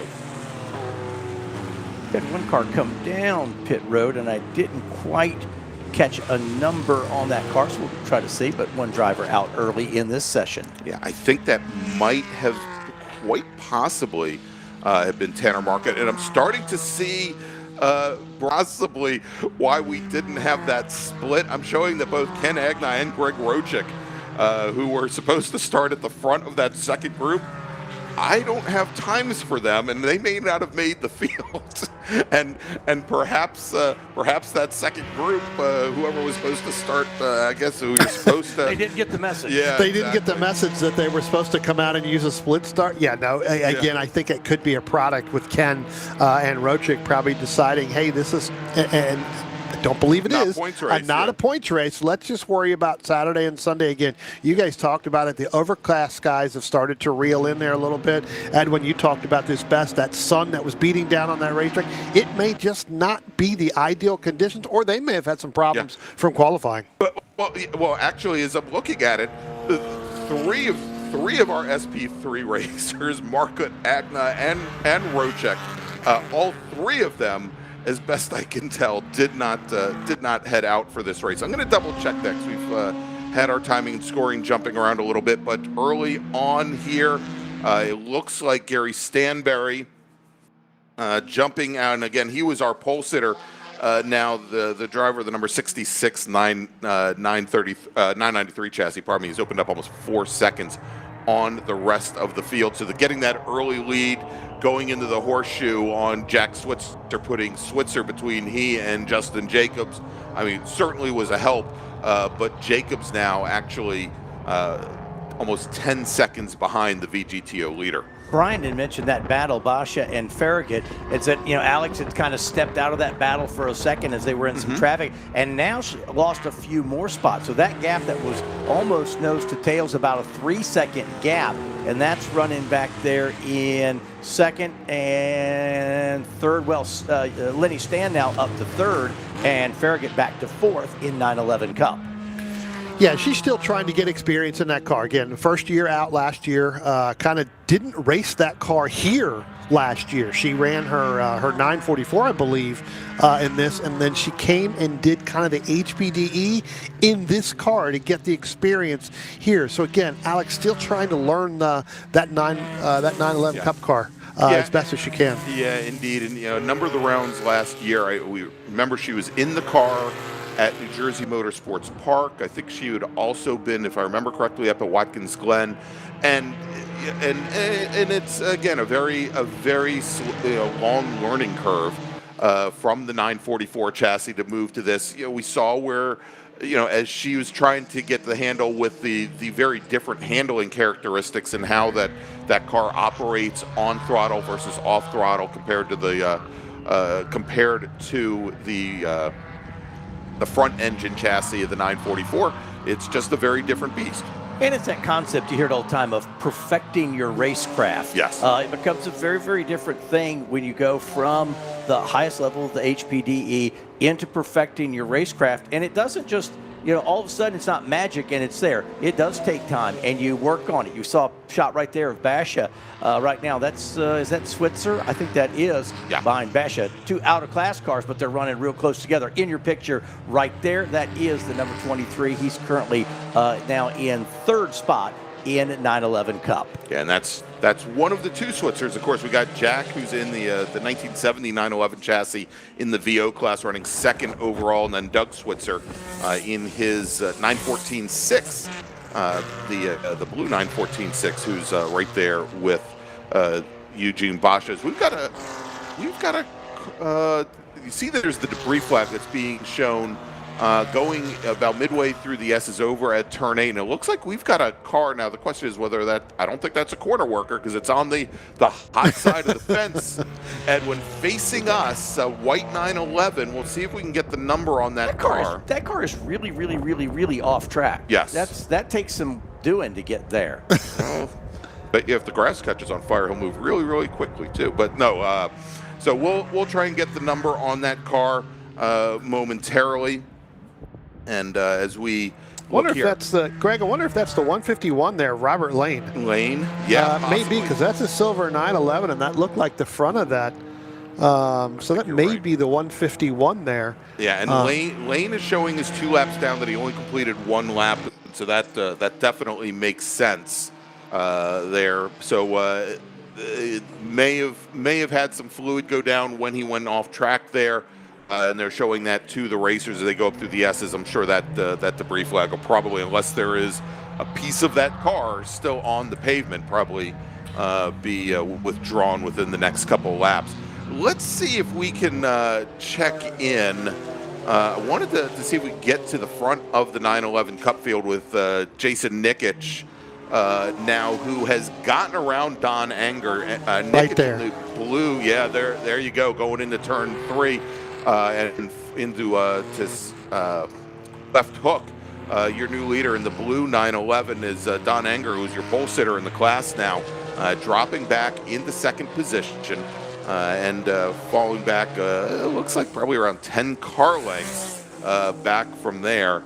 And then Basha, who's about another set, the pink car, there you go, as we watch him coming through turn 5. Yeah, about 6 seconds back. Nikic got by and then immediately opened that gap up a couple of seconds. Yeah. So once he made the pass, opened the gap to now a little over 2 seconds. And I want to go back, Gary Stanbury, VGTO. He's doing the same thing he did in qualifying earlier, and that is every lap he's a little quicker, a little quicker. We saw that in qualifying. It continues here in this race. Be very interesting. Can he do that for 30 minutes straight? Right now, quick lap of the race is a 2:05.438. Let's see if Gary can continue to improve each lap by. All right, as we look a little bit further back in that 911 Cup field, of course, we've been watching Eugene Basha. And now, as you mentioned, as Alex Farragut has fallen just a little bit off the pace, Lenny Stan has moved up into 4th, and Stan in the another white 87 911, the 894 car. That, matter of fact, just as we talk about it, look at that. As Lenny Stan, what a move on Eugene Basha, going up into turn 14 under braking, then leads that car down through the roller coaster stand, now in the last podium paying position here. I guess, well, it's a non-points race, so the podium not paying position. Podium position. Podium position. There you go. As they come onto the front straight to complete lap number 5 as we work lap number 6 here. Real quick, Edwin, let's do this. Let me make a first call to the grid for our next group. Attention in the paddock, attention in the paddock. Black group drivers, please head to the grid. Your race is next. Black group drivers, this is your first call to the grid.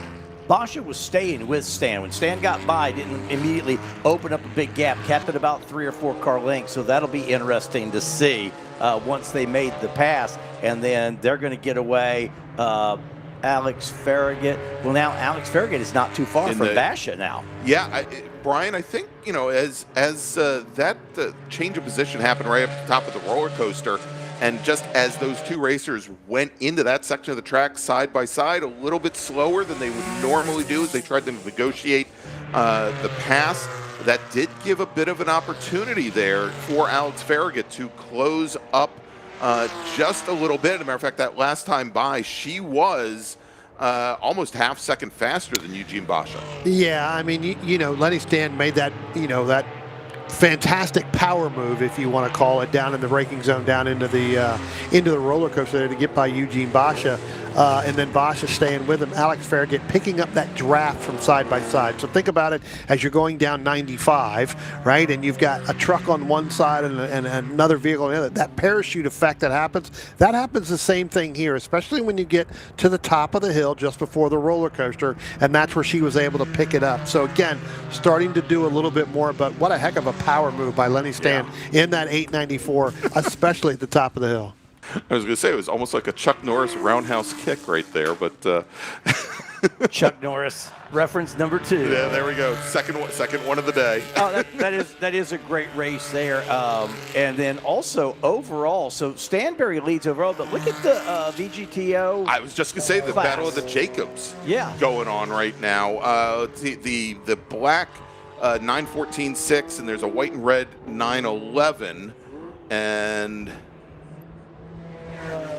well, there they are right there. Yeah. So that's the Jacobs. That's Justin Right. Jacobs and Jared Jacobs. And this is not a known product of, you know, out there. They are always nose to tail at some point. I believe there's another Jacobs in there as well. Sometimes, you know, in some of these races. That whole group, they're always together. Towards the middle, towards the end of the race, they always find a way to find each other. all right, well, they are now running second and third in the VGTO class as we are coming up on halfway through our first of 3 silver group races this weekend. Gentlemen, if you don't mind, let's do this. Let's take a quick break. Well, thanks to our partners and sponsors. When we come back, we'll take you all the way to the checkered flag here at Virginia International Raceway, where it is the Rumble at the Old Oak Tree. Stay with us.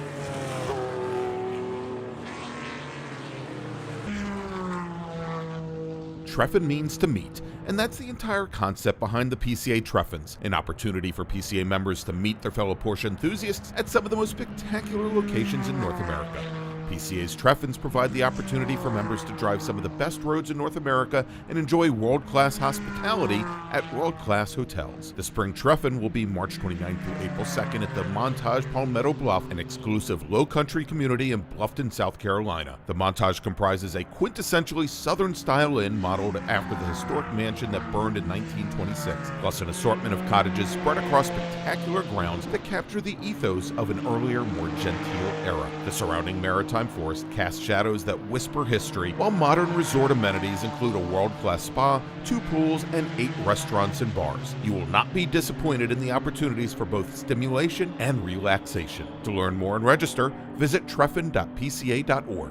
up, we're thrilled to announce the highly anticipated Racing at the Rock, the same Lime Rock race you love, but now on June 5th and 6th. This marks the 34th year of this exciting event, a 1.53-mile circuit in the rolling hills of Connecticut, and it's a series race for both PCA Vintage Group and the Sprint Trophy PCA by Yokohama, with exhilarating action, breathtaking views, and a vibrant atmosphere. This event is truly one you won't want to miss. It's going to be a weekend filled with high-speed excitement, camaraderie, and unforgettable moments. Whether you're behind the wheel or cheering from the sidelines, racing into spring promises to be an amazing time for everyone. Mark your calendars now. This is one event you want to be a part of. We can't wait to see you there. Porsche South Point is the premier Porsche destination in the Research Triangle, and the numbers back that up. They've earned the prestigious Porsche Premier Dealer designation for 9 consecutive years and hold the rare distinction of being both an official Porsche Certified Classic Partner and a Manthe Certified Porsche dealer. They're also the highest volume new car and certified pre-owned Porsche dealer in the Triangle, and have ranked in the top 10 dealerships in the nation for online reputation for 7 straight years. Porsche South Point is proud to be a part of the Hendrick Automotive Group, the #1 dealership group in America by reputation, and that commitment to excellence extends to how they treat their people, having been recognized by Automotive News as one of the best dealerships to work for. Whether you're shopping for a new 911, a classic restoration, or a track-ready build, Porsche South Point recently completed a full interior renovation that makes every visit live up to the Porsche experience. View their used inventory or build a new car today at southpoint.porsche.com.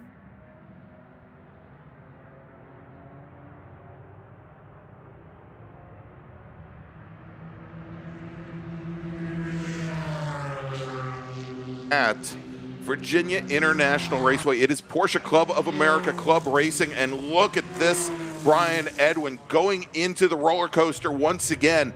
Eugene Basha and Lenny Stan, and for the second time today, Lenny Stan goes around the outside of Eugene Basha to take over a podium position. And what a battle these two have been putting on for this entire race. They've swapped that position several times, and now look at Basha going to try to get a little toe down the front straightaway and see what he can do. I love this shot. Well, that's actually going to be a big toe with that pink pig coming down through there, Edwin. He is going to really try to make this move. I don't think he's going to be able to make that work, although he's going to make a liar out of me yet there, because there he goes. Now, let's see if we don't get an over-under here with Lenny Stan, because that's a tough position to take through there when you're going to get hard on the brakes. He was so late on the brakes there, Brian, and I think Stan perhaps anticipated that might come. And so at least for the moment here, Eugene Basha moves back up into 3rd position in the 911 Cup class. You know, we're looking through the field here, through some of our other classes, where Jack Switzer leads VO over Paul Amico by almost a minute and a half. The SP3 class, where Chip Henderson has now almost a half-minute advantage in SP3 over Robert Boxall. Same in SP1 with Mark Walters over Jerry Myers. And, I mean, this is by far the closest fight that we have on track. We do have the Battle of the Lukes in SP2, the 2 yellow 944s, but that's still about 4 seconds separating those 2 racers at the moment for the lead in that class, as Patty Moscone did not take the green flag. But what a neat fight here in 911 Cup, and we always see such close racing here in this class. Now, you know, again, we've seen, and what we may want to do is, because it looks like Donald Enger is starting to close things up once again on Jason Nikic. You know, we'll stay here again with Basha and Stan again. Well, that was perfect, because Basha then repaid the favor and said, okay, down the back straightaway, I'll punch the hole for you, and you can do the late braking and make the pass. So, you know, so Brian, you know, the question is going to be whether or not at some point Eugene Basha moves his car maybe another 2 feet over to the left to take that move away from Lenny Stan. Yeah, I mean, for a non-points race, probably not, right? I mean, these two have, you know, again, years and years and years racing against each other. They know what each other's going to do, but Eugene's going to try to make Lenny make that mistake at some point in time. This is the part of the racetrack right here that I think Eugene Basha gets through so much better right now than Lenny Stan even when we had that in-car camera, and I noticed the last time by when we were picking that up, Eugene coming out of turn 2 right here into turn 3, no shifting, no, just nice and smooth. And I think this is where he, he excels a little bit better from a handling perspective than Lenny, but then Lenny has that power down the backstretch. So this could come down to the very, very last lap. As a matter of fact, could come down to the very last turn of who gets better through the roller coaster. Attention in the paddock. Black Group Racers, please start heading to the grid. Your race is next. Black Group Racers, this is your second call to the grid. The reason we're sticking with this 911 Cup is right now it's the best race. Well, we're watching Stan and Basha back there battling third and fourth. Just ahead of them, Nikic and Enger, they are within about a second of each other. So the battle's on, and that's just in front of them. In fact, all four, the top four in 911 Cup are all running together on track right now. That's a good race. All right, so I was going to say, Brian, let's see if we can get up to the front of that right 911 Cup race. There they are now, heading up to the top of the roller coaster. Jason Nikic in the blue, number 27. He started this race in second position behind Donald Enger. Enger in the white number 50. He is right on the tailpipe of that machine, at least when they get into 14. He seems to lose a little bit of pace coming down through the roller coaster as those cars have to shift back from left to right. And we'll take a look here as they come down into turn 1. Have a quick note though, the 341 Chip Henderson in that Porsche 944 that we were watching, another one of our in-car camera machines. He just retired the car. That's going to pretty much give the SP3 race to Robert Boxall, who's the only remaining driver in that class. Going to the overall leader, Stanberry, VGTO, number 66. He's got a big lead over second place Justin Jacobs, but then you've got Jacobs in the 52, Jared Jacobs in the 51. That was a pretty good battle earlier, but that's gone away a little bit. Justin Jacobs has pulled out about a 10-second advantage over Jared Jacobs. That's second and third, the final two podium spots in VGTO. But those two were racing close together. That battle's dissipated a little bit here past halfway. So Brian, we had our leader in 911 Cup get around Luc Richard, the first of the two yellow 944s. That's the 626 machine. And I thought and he's opened up a nice gap now on our second place runner, Donald Enger. I thought Nikic, perhaps with that move, had more or less sealed the deal, but we did see where Richard actually pulled over, gave Donald Enger the point by, basically said, here, you lead me into the uphill S's, but we could see now where these two drivers were literally locked in nose to tail. You could throw a blanket over them, to use a nice metaphor. Now about 8 car lengths separate them as they come into the roller coaster again, where it looks like Enger perhaps is not quite as strong as Nikic. Yeah, it got a little tangled up there with some lap traffic the lap before when they were coming out of the oak tree there that I noticed on the screen. So Enger really having to reset himself there and try to get back around and try to catch Jason Nikic in that number 27 machine. But I think everybody's starting to feel this a little bit, where tires are starting to fall off a little bit, fuel's starting to burn off, starting to change some of that handling characteristics for this 30-minute race. And so that has a lot to do with it, where, again, I'll say it one more time, non-points race, so you're not going to really push the issue unless you're these two right here, which is Eugene Basha and Lenny Stan, because Basha is not going to let Lenny Stan get too far out in front of him. Well, what might complicate things here is they come up on some slower traffic under braking, and they're coming up on the second of the two Lukes. That's Luc Pelletier, I believe, in the 627 car that they're coming up behind, and that might have impacted Eugene Basha's thinking just a little bit, that taking one car under braking in the one is one thing.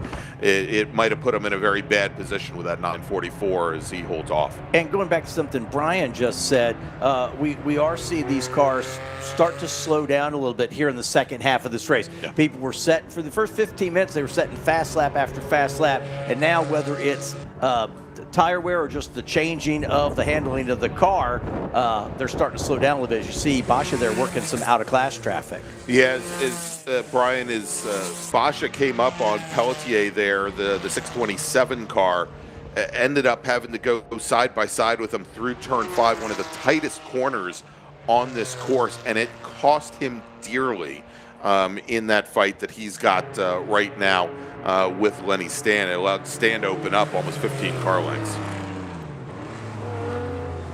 Yeah, I didn't know how much out-of-class traffic you'd deal with in this sprint race. We talked about when we get to the Enduro on Sunday, it'll be huge, but some of the out-of-class traffic, that did cost Basha there. In fact, cost him, you can see the gap there. I think those right there are the leaders there.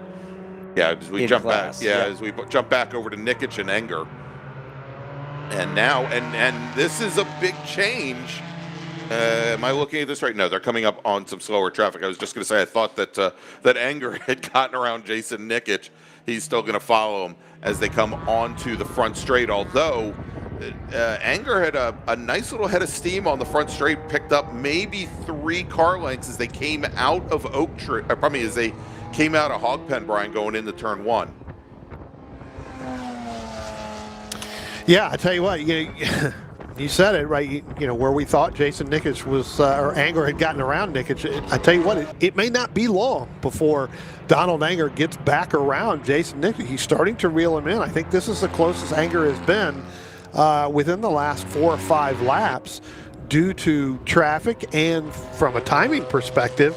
When you look, Donald Enger, he gained about a second on Jason Nikic that last time by. So he's definitely closing the gap. So where he had that problem during traffic, sat back, let his tires cool off a little bit, stayed smooth for a lap or 2, and now starting to reel him back in.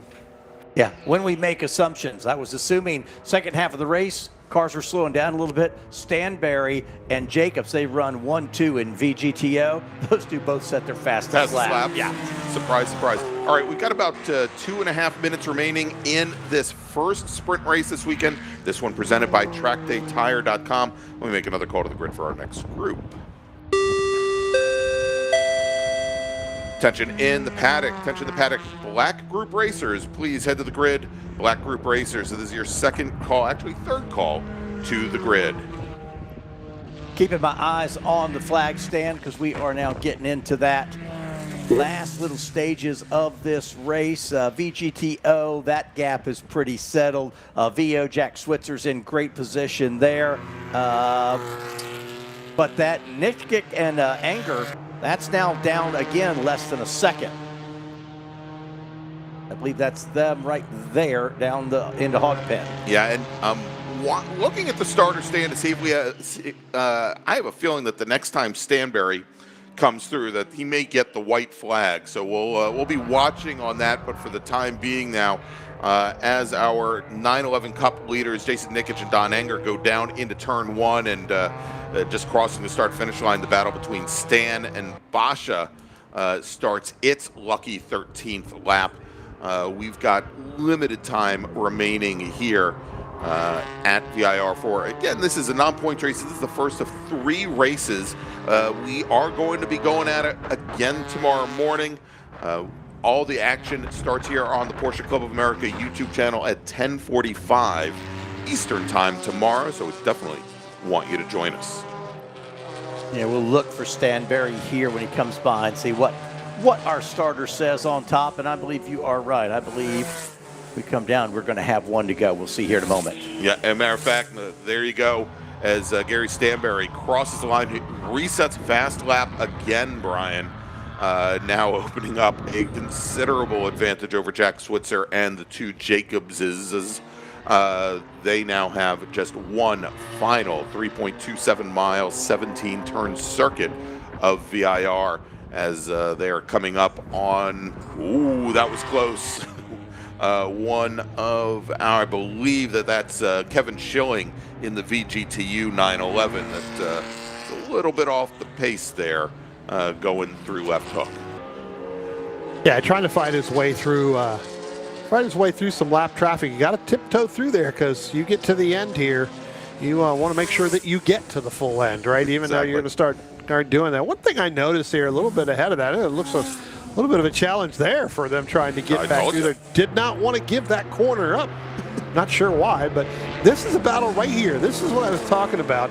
That's Eugene Basha. That's Alex Farragut. Yeah. So Basha has fallen way back. That's Lenny Stan right there going up the top of the hill. And now you've got Basha falling back. So I'm wondering if Basha has really outdrove those tires trying to keep up with Lenny Stan early in the middle part of this race, gentlemen, where now he's falling back to Alex Farragut. And that would be the battle for fourth in that 9/11 Cup battle. Well, and it looked like, Basha looked like he was right there competitive. They had a little bit of an issue with the out-of-class car, and from that moment forward, Basha seems like he's just in a different car than he was in the first half of the race. Yeah, indeed. And so, it looks like as we now shift back to the battle for fourth in 9/11 Cup, Farragut's 9/11, the green 9/11 we're watching here, does not seem to have the outright even straight line speed that Eugene Basha has. She got a real good jump out of the Oak Tree turn, but Basha was still able to open up about 6 car lengths on her just on that run. But where she really picks up the pace, Brian, is on the back half of the course, is going up through the S's, and she carried some great speed through South Bend. Quick update here as Gary Stanberry takes the checkered flag. He's going to take the win in VGTO, while Jack Switzer is, I think, just now coming out of Hog Pen, should be coming onto the front straight. Jack Switzer will likely take the win in VO, second overall. And we'll check that. Actually, here he is coming down the front straight now as we check back in. There he goes, crossing the line, almost 38 seconds back from Stanberry. Justin Jacobs was practically on his back bumper coming across the line. Jacobs is going to finish second in VGTO. Jared Jacobs will be the next to come by here as we will continue to watch this battle now. In the battle for the lead between Jason Nikic and Don Anger. And did Anger get around Nikic? He did. Coming around out of Oak Tree onto the back straight. And as he now leads Jason Nikic down through the roller coaster, only one more turn remains. And Edwin, it is so hard to draft by here on the front straight before you get to that start-finish line. You can do it all the way down to 1, but unfortunately by then, the race is over. And indeed, as they come across the line, Don Anger takes the win in 9/11 Cup. Margin of victory over Jason Nikic, 1/4 of a second. Now let's jump back to Lenny Stan. Will take home third in class, and this is the battle between Eugene Basha and Alex Farragut as they come down the roller coaster, appropriately named. And Farragut, she has made good progress, but she is now about, she's lost some ground on that last lap. She's going to finish about 30 car lengths back from Eugene Basha. That's going to be fourth and fifth in 9/11 Cup. Let's take a look at some of our other classes here. We're in SP3.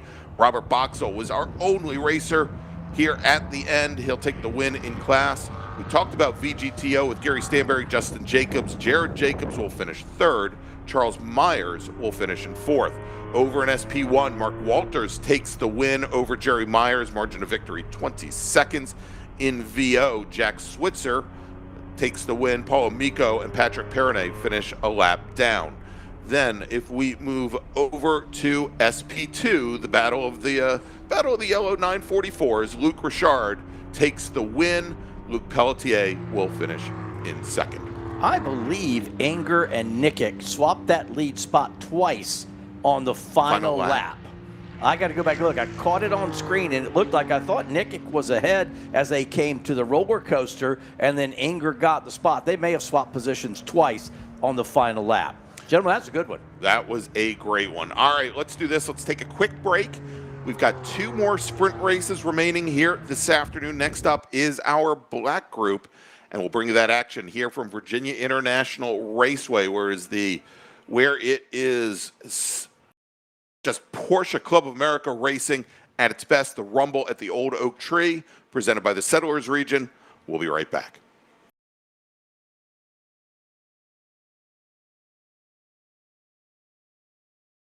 At Yokohama, they believe that motorsports are the ultimate test of performance, innovation, and durability. Everything they learn while competing under grueling race conditions leads to better performing, longer-lasting tires for the track and the street. Yokohama's partnership with Porsche Club of America, Porsche Motorsport North America, and USAC brings you the Porsche Sprint Trophy PCA Series, run exclusively on Yokohama tires. Additionally, Yokohama provides the spec tire for Porsche Sprint Challenge and Porsche Endurance Challenge. Visit yokohamatire.com to see their tire selections for your street or track car. Based in New Jersey, Precision Motorsports, or PMR, is a supporter of club racing and a new national sponsor for 2025. From the latest Cup cars to 944 racers, PMR has supported them all here at the track. True experts in their craft and dedicated to performance. Find them on Facebook at Precision Motorsports. New for 2025, Isringhausen will be sponsoring the GTD 1, 2, and 3 classes. Our group here at Club Racing are thrilled to have them on board. Over the past 30 years, Isringhausen has become synonymous with quality vehicles and superb service. The Isringhausen way of doing business has been one of offering excellent products at fair prices, coupled with service that goes above and beyond what anyone would expect from a typical car dealership. We believe that good service is comprised of two components: a willing and helpful attitude, accompanied by competency in your field. We try to support an environment where each person who works here strives to serve each customer as they wish to be served, with dignity and respect. Because of these core values, Isringhausen has become and will continue to be a leading example in the industry. One of our latest partners, Track Day Tire, is happy to be supporting Club Racing through their Toyo, Hoosier, and Michelin tires. Use the code PCACR for a discount at checkout. The TrackDayTire.com team is passionate about helping our customers extract the highest level of performance from their vehicles on the track. Decades of on-track experience has taught us purpose-designed track-use tires are arguably the single most important vehicle component that influences driver confidence to obtain maximum vehicle performance. Making it easier for our fellow Track Day enthusiasts to obtain confidence-inspiring tires is our goal. We look forward to providing you access to the best prices and customer support in the industry.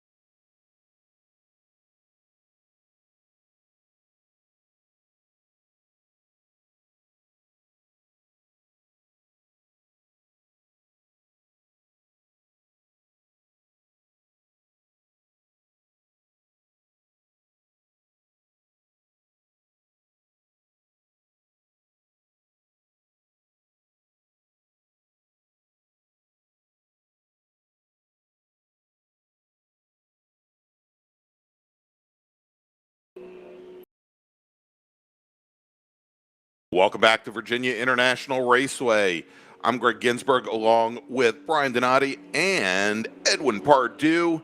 And next up, it is our black group here, Porsche Club of America Racing. This race brought to you by the fine folks at OG Racing. Let's run down the starting order. Starting on pole today for this group, it is let me pull it up. It is Chuck Palmer driving his GTB1 Cayman S. Then we've got Ken Pryor, starting on the outside of the front row, also in GTB1 in a 996 GT3 Cup car. Then we've got Angus Rogers in his 2011 Cayman S, and Ed Dunn in a 2015 Cayman S. All those drivers in GTB1, as well as Franklin Prey in his 997 chassis car. That's the 777. He's going to start in 5th position. Starting 6th is David Hodges in his 997 Spec 997 class car. That makes a lot of sense. That's the number 41 machine, with Matt DiStefano starting in 7th position in his Spec Cayman.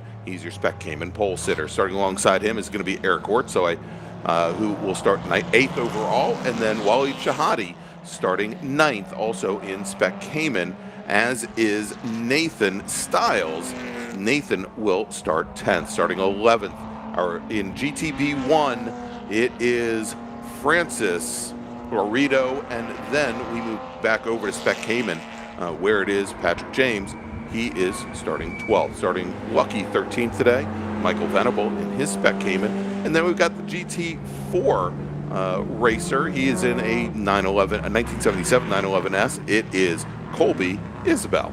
Then we've got another Spec Cayman. That's Jeff Smith. He's in the 247 car. He starts 15th with Dominic Belvedere. Dominic is starting in 16th position. He is in the number 556 Spec Cayman.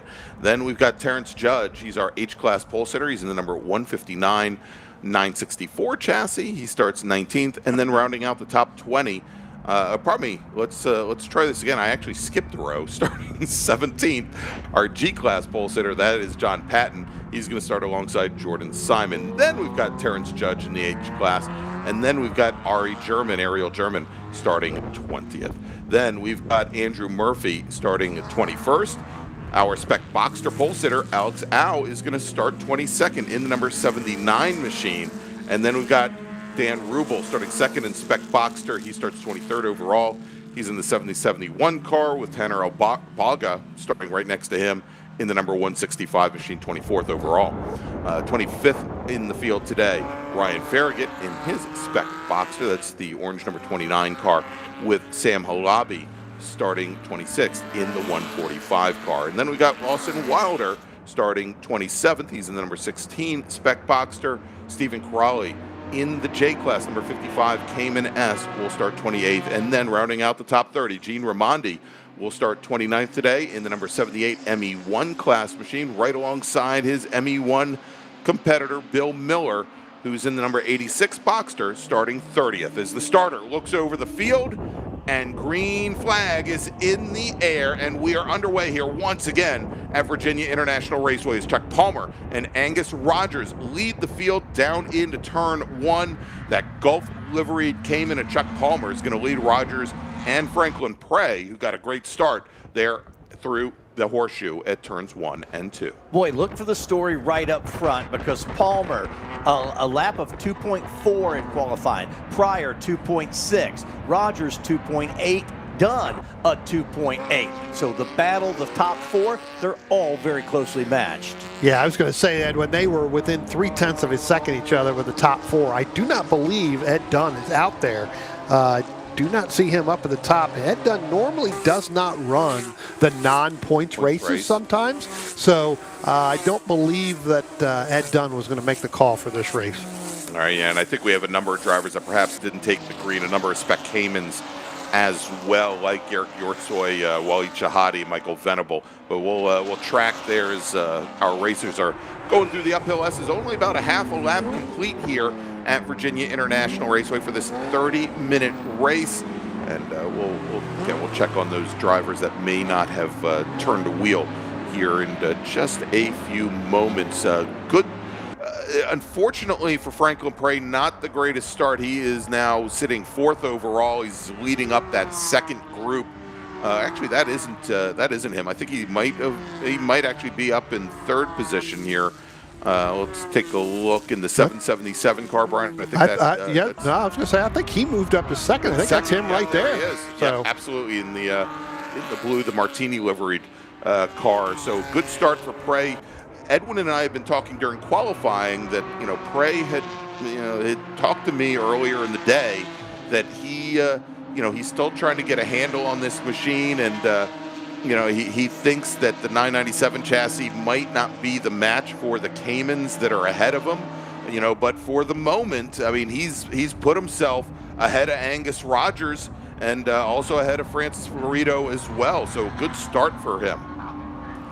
Palmer on the first lap got a couple second advantage, so he leads the other two, Prey and Rogers, by a little over 2 seconds as we've completed the first lap. So nicely done by Palmer, and you are correct there, Brian. Do not see Dunn out there on the track.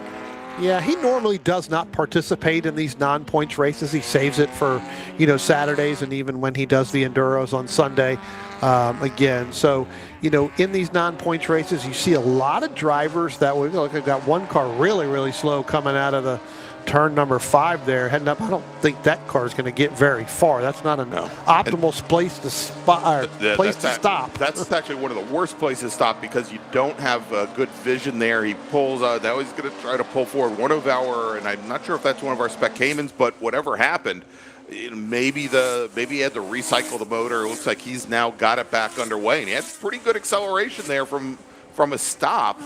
And I mean, he's not giving up positions as they come underneath the bridge and then go towards the S's. So we'll try and get the number on that car. But Brian, a lot of the spec Cayman racers, we had 11 go out for qualifying, and only 5 had taken green for today's race. So Matt DiStefano, Yortzoy, Chahadi, Venable, Jeff Smith, Jeff Scott, not turning laps.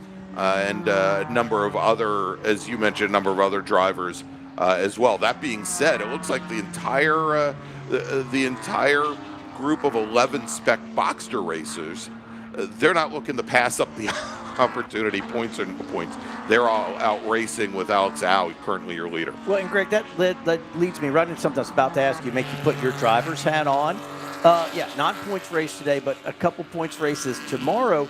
Are you giving something up by not using this at least as a test session, or is it more that you don't want to use up the car? I mean, there's a balance there. I don't want to use up the car or have a accident, but am I also I'm losing 30 minutes of seat time. Of seat time. Yeah, absolutely, Brian. I that's the way I would look at it. At least for a club racing weekend.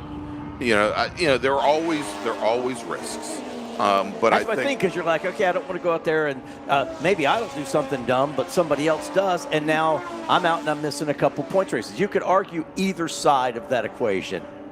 Yeah, no, absolutely. To both your, to what you're both saying. Again, this is a 30-minute session you can use for practice. I would assume that most of these drivers are looking to gain that additional advantage, so they're going to try and make some changes to their car from qualifying to now and utilize it to see if it works. If it does, great, you move on to Saturday. If it doesn't, now you have to go back and make additional changes so that when you get to Saturday's warm-up, you kind of have an idea. So a lot of this is just not only extra seat time, but hey, my car didn't perform really well in qualifying, or my car hasn't performed well in practice. I've made a little bit of changes here and there. Now I'm going to take a major swing at it.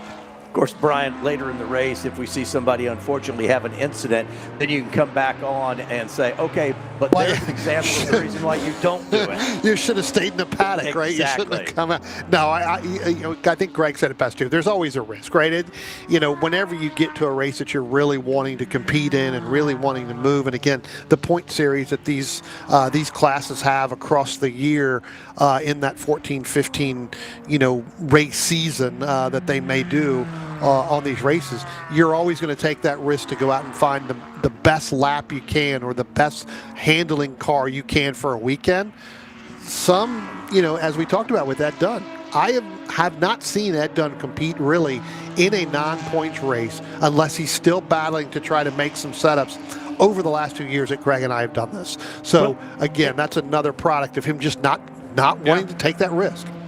And not to belabor the point, it's also each driver has a different goal for the season. You know, my goal for the season, let's take Alex Farragut in the last race.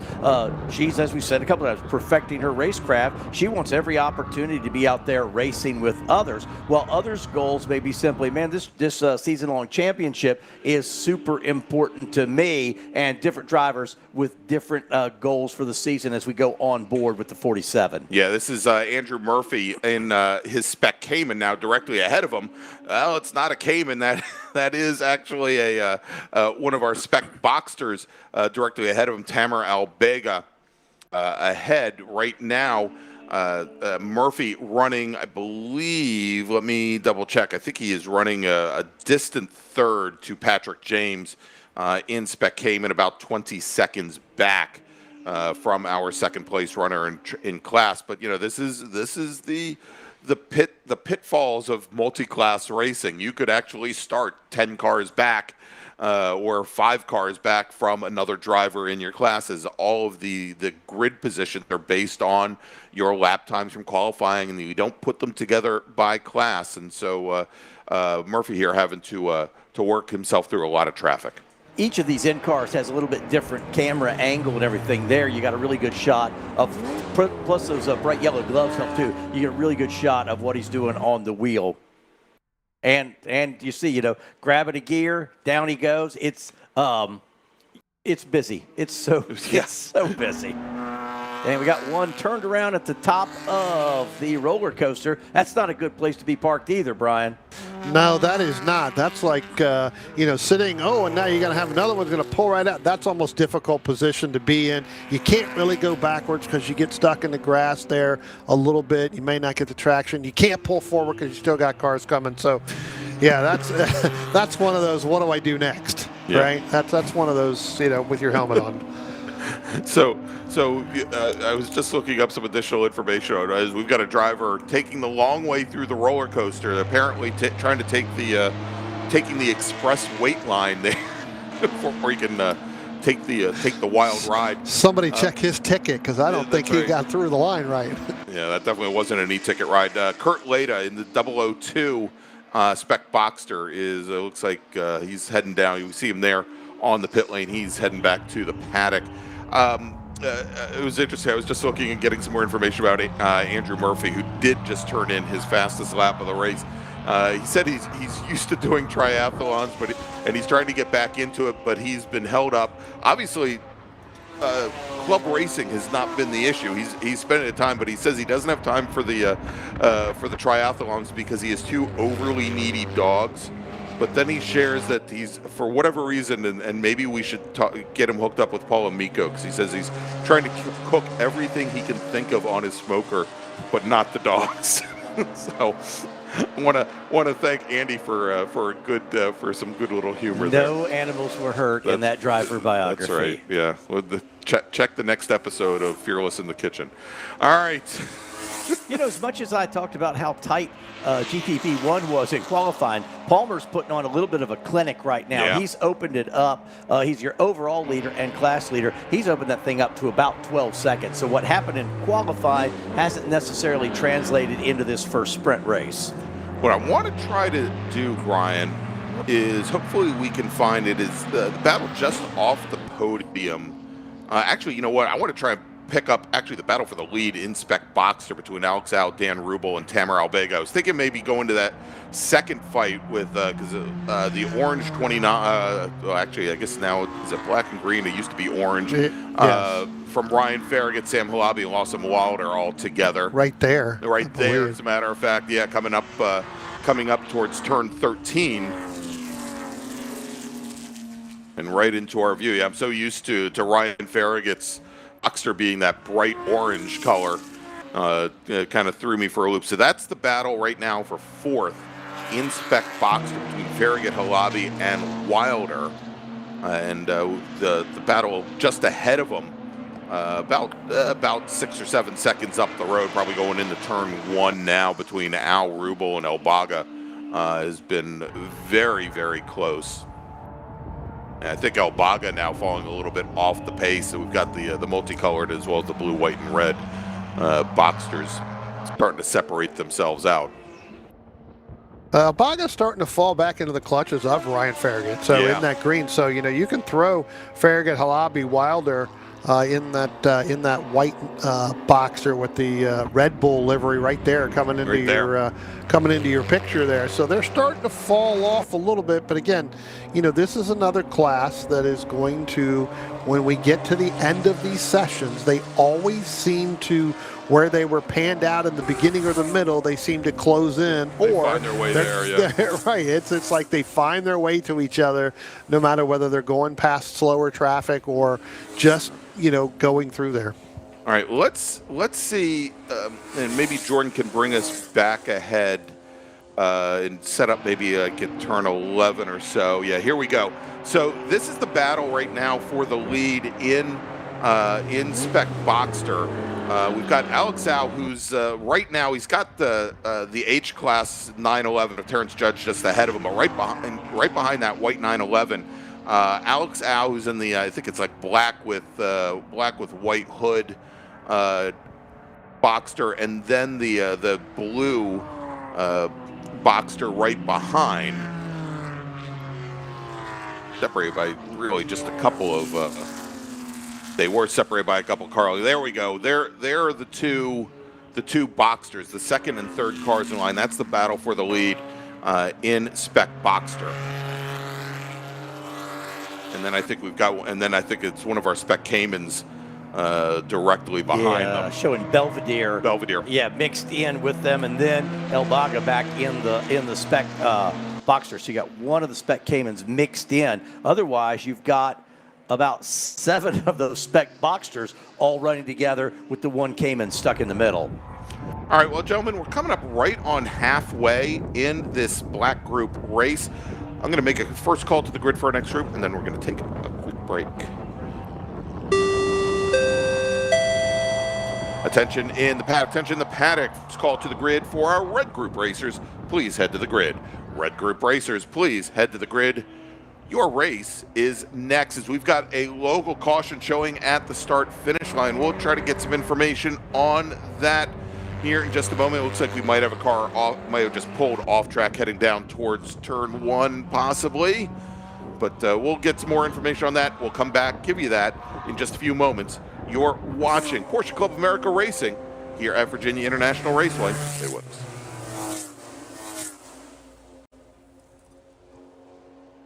A household name in U.S. road racing for nearly 25 years, Toyo Tires has forged a reputation for winning, performance, and consistency. From the company's legendary Proxys RA1 to the two-groove Proxys RR, they have a history of getting drivers to the winner's circle. Their quality and performance extends beyond the track, offering owners a full line of premium tires for coupes to Cayennes. They are proud to build many of the tires right here in the United States at their state-of-the-art factory in Bartow County, Georgia. We thank them for their support of Porsche Club of America through club racing and the high-performance driver education program. Be sure to check out their contingency program if you race SP1 or Spec Boxster. To learn more about the full line of Toyo tires, visit www.toyotires.com. Stable Energies takes pride in offering racers the very best in motorsport performance and safety equipment since 1978. Owner Bob Kikasik has been a PCA member for over 35 years and started club racing with PCA during its very first season. Located in northern New Jersey, Stable Energy stocks a wide variety of racing gear and motorsport products from top-quality brands like O&P, Alpine Stars, Bell, Hans, Schroth, Paget, and Brake Reps. Stable Energies is a master distributor for Recaro and the U.S. importer for safety devices roll cages, as well as the Eastern U.S. distributor for RSS Porsche Performance parts. You can shop with Stable Energies on their website, stableenergies.com. You can call and speak to a knowledgeable salesperson. They're happy to answer any of your questions. Or you can have one-on-one personal attention at their retail location just 10 minutes from New York City. PCA members receive special deals, so be sure to mention PCA Club Racing. Whether your fire system needs to be serviced, you need advice about a new race seater radio system, or you want to try on the coolest looking new driver suits, Stable Energies has yet covered. Motion Control Suspension, or MCS, has proven to be the evolution of premium motorsport stamper systems. Their team is continuously developing and refining damper technology that is vastly different from other manufacturers, developed through hands-on involvement in GT and touring car racing. While their roots are in the highest levels of professional sports car racing, their products excel in all environments, from enthusiastic street driving to autocross track days to club racing and far beyond. MCS is much more than just a great product. They have many years of practical racing experience both on and off the track, extensive knowledge of vehicle dynamics, and an understanding of driver expectations and needs. MCS is proud to be a sponsor of Porsche Club Racing and invites you to lean on their expertise for setup support and consultation.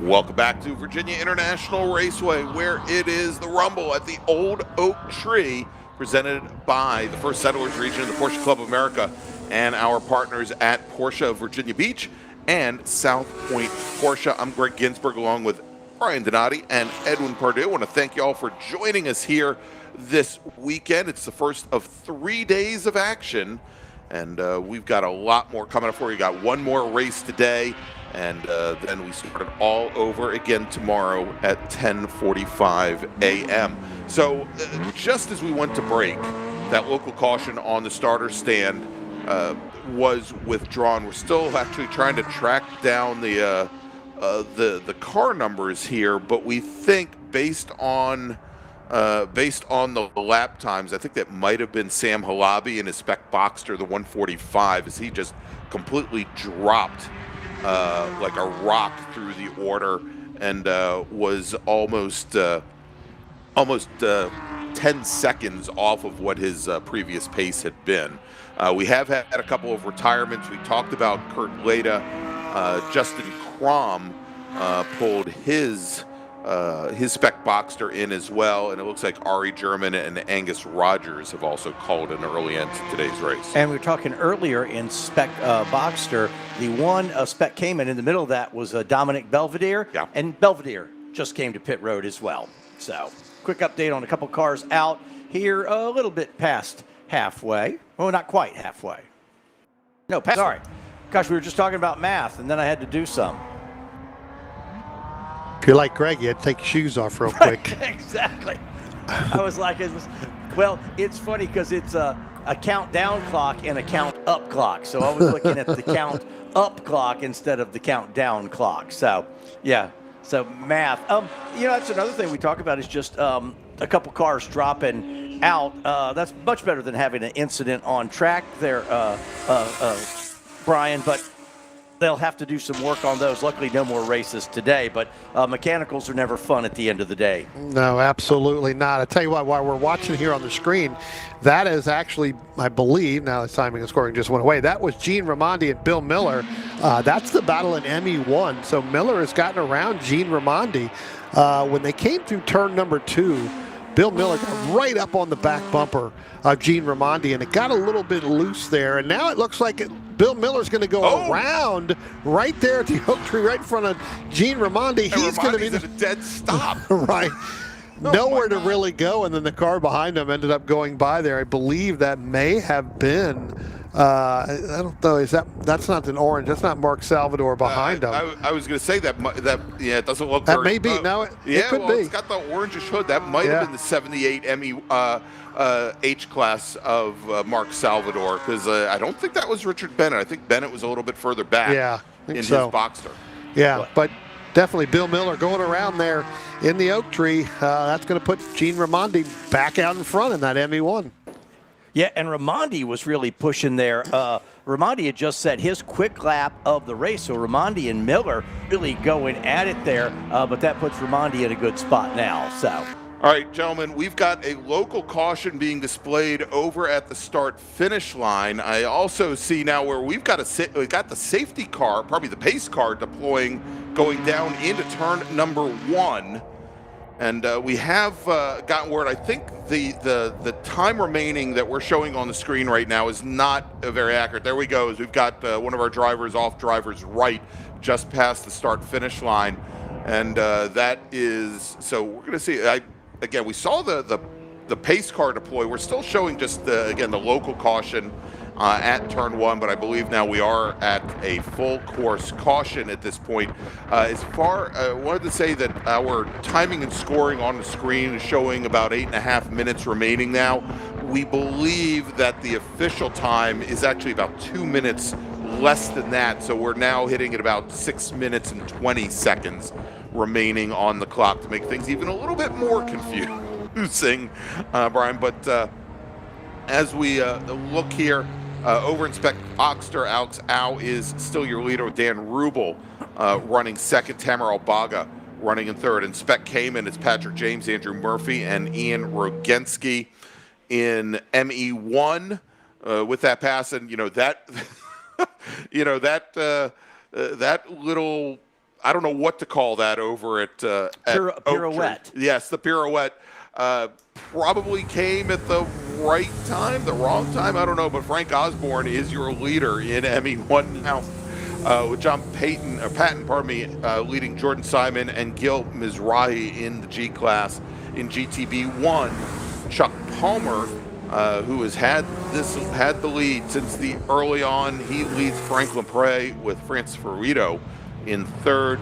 Terrence Judge leading Mark Salvador in the H class. They always want to try to get these things back and end under green, so we're going to be tight right now to get that done with the pace car. They did not like where that car was sitting and responded rather quickly to go get the field under control so they could go and move that car. And if those are the corner workers corner workers here at VIR just do such a wonderful job, and that's their part of the racetrack. They own it, and if they don't like where the car is, they can shut it down and say, nope, I don't like it, come get it.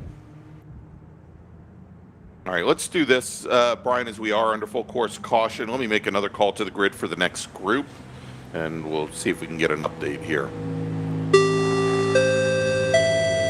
Attention in the paddock. Red group drivers. Forgot who's on track. Please start heading to the grid. Red group drivers, your race is next.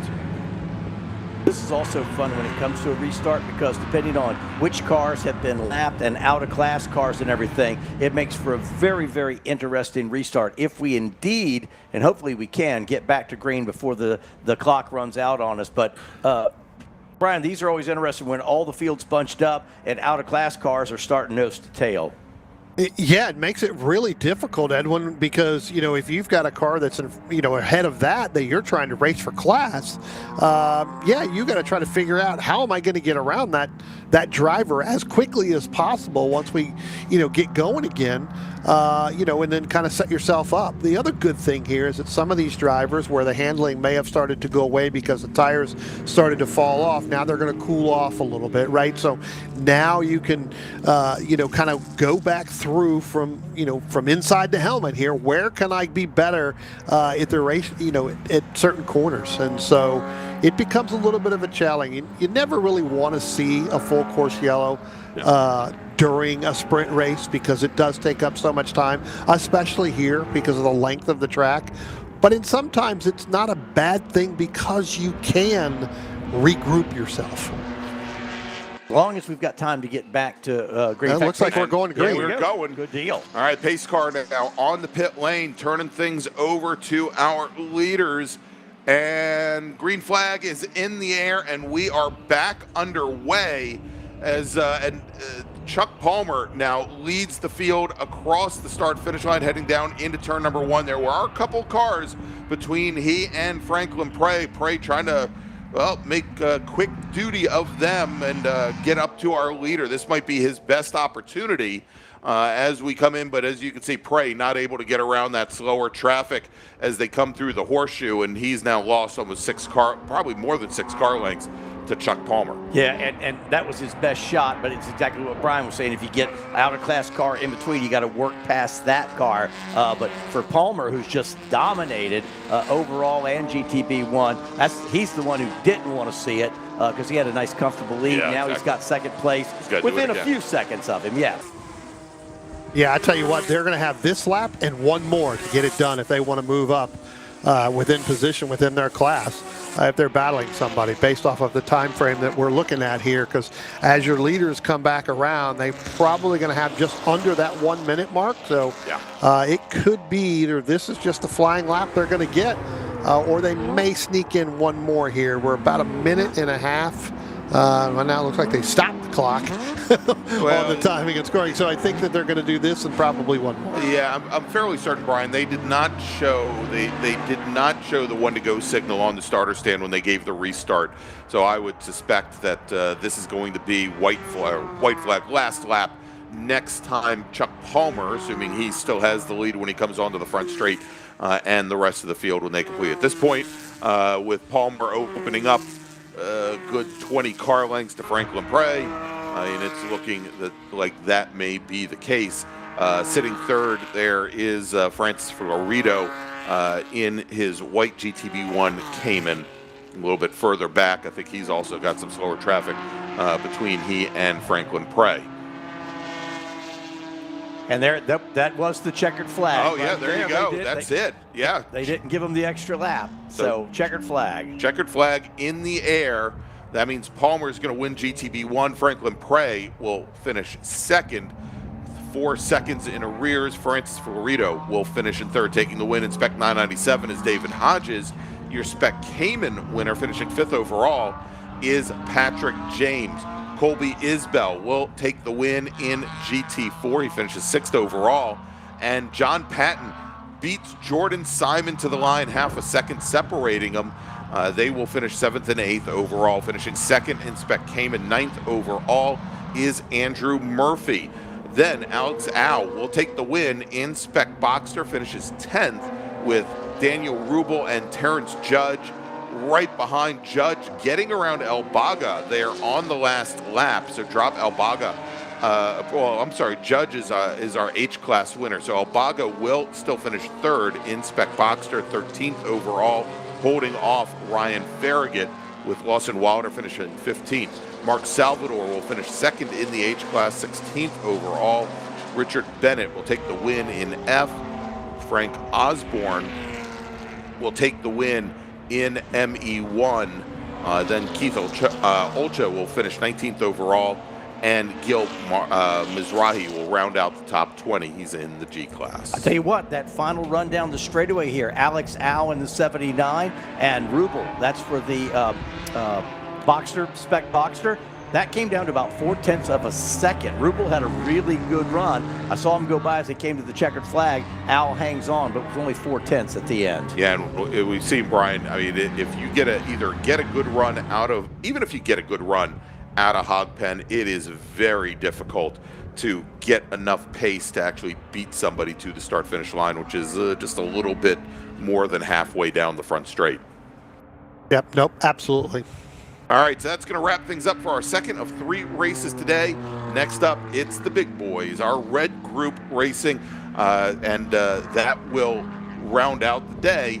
But remember, we're going to be back again tomorrow morning for day number 2 of the Rumble at the Old Oak Tree, starting at 10:45 tomorrow morning. But stay with us. We'll be right back with more racing action.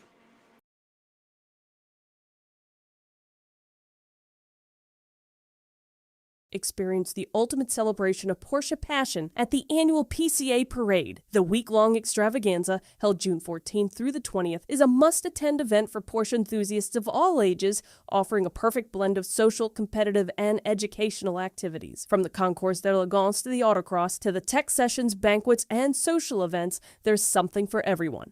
Whether you're a seasoned collector, a weekend racer, or simply love the brand, the PCA Parade is your chance to immerse yourself in a community that shares your passion. Parade returns to Lake Placid this year, the site of both the 1932 and 1980 Winter Olympics. Lake Placid also hosted Parade in 1994. Whether you're polishing your car for the concours, or taking on an autocross course, or joining a scenic driving tour, the PCA Parade promises memories that will last a lifetime. Secure your spot today and join us for a week of excitement, connection, and all things Porsche. To learn more and register, please visit PorscheParade.org.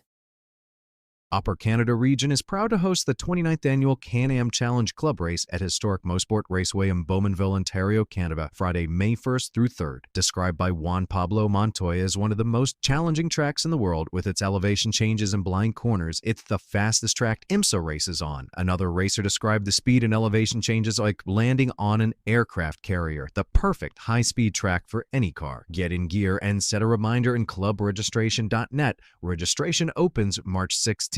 The UCR team is ready to answer all of your questions from border crossing to the best accommodations to help you plan your trip to our amazing track. Email us at club-race@pcaucr.org or visit www.pcaucr.club/race. Porsche Virginia Beach is a family-owned business that has been serving the automotive needs of the Hampton Roads area of Virginia since 1964. They started as an import car dealer selling European sports cars from England and Italy, and in 1974 they added the Porsche mark to their family of vehicles. Their passion for driving and the sporting aspect of driving is perfectly reflected in each and every Porsche they sell. Their commitment to client satisfaction and ownership experience is the cornerstone of their years-long success. You are invited to experience this firsthand at Porsche Virginia Beach. Stop by in person or visit online at PorscheVirginiaBeach.com.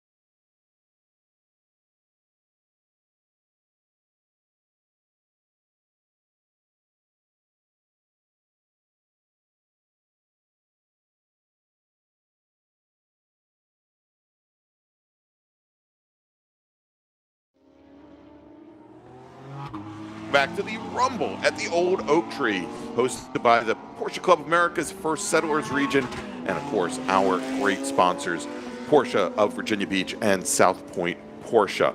I'm Greg Ginsburg, along with Brian Donati and Edwin Pardue. And gentlemen, one more race this afternoon, and it is the big boys, all the Cup cars, out here to impress us and impress all of our viewers. Here, let's run down the starting order. Starting on pole today, driving the number 14 GTA 3 Cup car, it is Corey Friedman. Joel Johnson is going to start on the outside of the front row. He's in the number 207 SCG class Cup car. Then we got Topher Everett in his GTC 8 machine.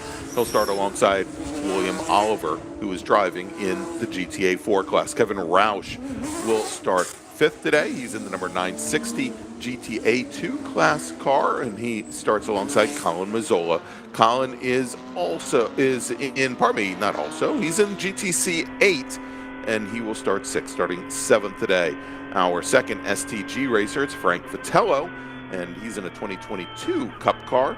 He starts seventh. Starting eighth today is Cliff Kayer, who's in our GTA 4 class, driving the number 8 machine. Greg Esikoff, also in GTA 4, will start ninth today. He's in the 71 machine. He starts alongside Tom Burke, another one of our STG class racers. Tom is driving the car with the number 277 on the doors. Rick Stafford will start 11th today. He's in the 999 GTA 4 car. And then we've got Rami Farid, who is our GTD3 pole sitter. He starts 12th in the 53 Cayman. Scott Dager will start lucky 13th today. He's in the number 243 GTC 8 Cup car, starting alongside Mark Cook, also in GTD3. Mark is in the 581 Cayman. Then we've got Chris Dooley, another 718 Cayman GT4 RS Club Sport. He will start 15th today, and starting on the outside of row number 8, it's Steve Lessman, another GTD3 racer. He's in the 108 Cayman. Bryce Ford will start 17th. He's in the 112 GTC 8 Cup car, and he will start today's race alongside Jean Audette, who is in the number 44 GTC 5 Cup car. The GTD2 Cayman of Mark Smith will start 19th, and rounding out the top 20 is Scott Gill in the GTD3 Cayman GT4 RS Club Sport. That's the 158 car. Then we got David Dunnigan. He will start 21st. He's in the number 400 GTC 6 991.1 Cup car. He starts alongside Matthias Schaub, who's in the GTC 7 car. That's the number 49 machine. Another Cayman. It's driven by Arthur Soltis. He is starting 23rd today. He's in the 14 car. And then we've got alongside Arthur, Kerry Brown. Kerry is in the GTC 6 991.1 Cup car. The number 707 machine starts 24th. As the pace car is on the pit lane, the starter looks over the field, and green flag is in the air as they now head down towards turn 1. And, you know, I don't remember Bob Mueller being in my grid sheet, but it looks like he was there on the pole as he was meant to be in the white, gold, and black 2017 GT3 R Club Sport. He leads Corey Friedman through the NASCAR bend as they now head down into left hook. Boy, Mueller we got one car around there in NASCAR corner, facing the wrong way, looking at everybody in the windshield. But I think everybody, you still sitting there. Everybody safely got by. He should have a clear track if he can get it going again and turn that car around. I was going to mention Bob Mueller got a good start with single file into turn 1, but quickly, I believe that's Friedman, was right back up on his tail. You see him uphill now and give Mueller maybe a 3-car length advantage. That is actually Joel Johnston in the 207 that got around Corey Freeman, which Joel Johnston does very, very well on these starts and or restarts where that car just comes to life and then kind of settles back in. But again, Joel Johnston in that 207 machine, a great run right there. Yeah, and you know, of course, I believe we saw Joel down at Sebring, one of our first Sprint Trophy racers in the STG class. We'll see again Sprint Trophy races presented by Yokohama at both Lime Rock and Watkins Glen International for that series. Here, of course, just racing for, well, not today, but for PCA Club Racing points at this non-trophy event. But great start for those racers, and for the one driver who fell, who spent the first 20 or 30 seconds staring counter race. Good thing that he was offline there. That most of the drivers, as they came out of turn 3, had a good view of him. As our racers now completing their very first lap, and try and get the driver that spun here, and I think it might have been Colin Mazzola in the GTC 8 Cup car, as he now has fallen back through the order. Mazzola started 6th overall today. And I believe, did Friedman get that spot back from Johnson? Yes, he did. Yes. So coming down the backstretch, he was able to pull out and go around Joel Johnson in that 207. Like I said, Joel Johnson in that car comes to life on a start and on a restart sometimes, where we've had to go to a full course caution. But then Corey Freeman may have been sitting back relaxing a little bit and just didn't expect it to go. But then he definitely has gotten around. And I thought we may be having an in-car camera with Freeman. I'm not sure if that is available, but I thought we were going to have an in-car camera. There we go. Well, there we go. All right, as we're on board now with the 014 car. Tell you what, Mueller got a nice clean jump on everybody, but now that Friedman's back by, you can see the gap right there on your screen. If you can see him, you can catch him, but if you can catch him, can you pass him? Friedman, though, with a good run now at the top of the hill. Oh, man, we're working it hard. All I could watch here, though, is the Michelin tire guy, the bobblehead in the middle, who, by the way, of course, light is fast. And you want to make sure that your car meets minimum weight. That is the thinnest Michelin tire guy that I think I've ever seen.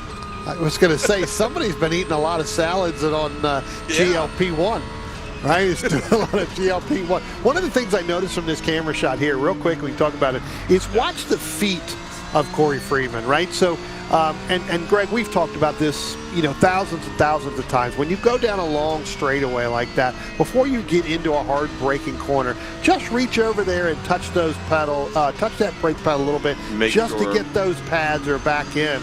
I noticed that, going down the front stretch, and I also noticed it going down on the back, on the back stretch as well before he got to the roller coaster. So pretty good thing to watch if you're watching this on here with Corey's feet. Yeah, and it's interesting to see that because, that is very often when you've got sliding calipers, not usually the big monoblocks that these cars are carrying, but you always have to worry about with the sliding calipers that you find in a lot of street cars is what they call pad knockback, where the pads actually knock the pistons all the way back in, and you find the pedal almost go, not necessarily to the floor, but with a big amount of travel as they have to come back out and reach the pads and push the pads against the rotors. And so he's going and trying to preset and make sure that those pistons are already extended to where they need to be. And, I didn't think we'd see that with this car, but it's, again, it's a good safety there, as we didn't see any left foot braking from him, primarily because they've got the sequential transmissions there. There isn't really as much of a need to do the left foot braking, but you would think perhaps there, because you're not necessarily working the clutch pedal all the time, you'd use that left foot so you could get back to throttle a little bit quicker. Yeah. We saw in some of the other cars, big rear wings cutting a hole. Can you get a toe down the straightaway here as well? Well, I'll tell you, Corey Freeman probably did just get a good one off of Bob Mueller because he just reset fast lap and was about 0.2 of a second faster than Bob Mueller on that last lap. So everything that I said about, not left foot braking and, not being able to get back to the throttle in time, well, Friedman's certainly got better control of these cars than I do. A good battle for overall lead. You see Joel Johnson, he still leads in his class, but falling back away to third. And then Kevin Roush, the 960, leads overall in GTA 2. And William Oliver, he's 5th overall and leads in GTA 4. That's how your top 5 run. And it's interesting, Brian, is, you were talking about how quickly Joel Johnson can get those tires to fire off either on a race start or on a restart after a caution. And that may be a byproduct of the tires that they are running. Is Right. I believe the GTA 3 cars of Mueller and Friedman, I believe they are running the Pirelli rubber, and Johnson, which, by the way, this race presented by Pirelli. And the STG class cars, the Sprint Trophy cars, on another manufacturer's tires, and they would just maybe very different heating characteristics for them that they fire off very quickly. And then, once you start warming them up and getting them in, you may see a little bit more pace from those Pirellis. Yep. One of the things I want to go back to, Edwin was talking about this earlier today about multi-class racing. Yeah. This group right here has 14 different race basically groups within it. So Brian, why are we not covering the leaders? You are multi-class racing at just about every single turn that you have. That's a lot, and you got to know who you're racing. Now, a lot of these drivers have been in it for years. They're used to racing with each other. They know which class they're in. As we see one car there with the flash of the lights and the turn signal saying, "Hey, I'm coming by you."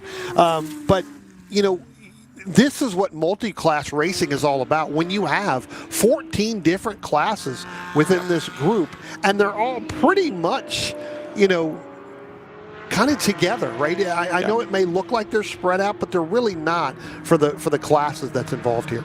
Yeah, and a lot of these classes, you're going to find differences in engine displacement. You're going to find differences in the type of aero that they can run. You can find differences in the weight and slightly different prep levels. But regardless, you're talking across these different classes, sometimes differences over the course of an entire lap of a tenth or 2/10. And, it makes it very challenging if you have somebody that is not in your class ahead of you or behind you. But again, these are the vagaries of multi-class racing. And I love watching it here as we've got two Caymans going door to door down into left hook, one of the slower corners. And it's a corner where you really need to be able to present yourself early. That inside car maybe a little, as we saw, a little bit too far back. It then becomes very easy to defend through turn 5 as you head into Snake, as they did right there.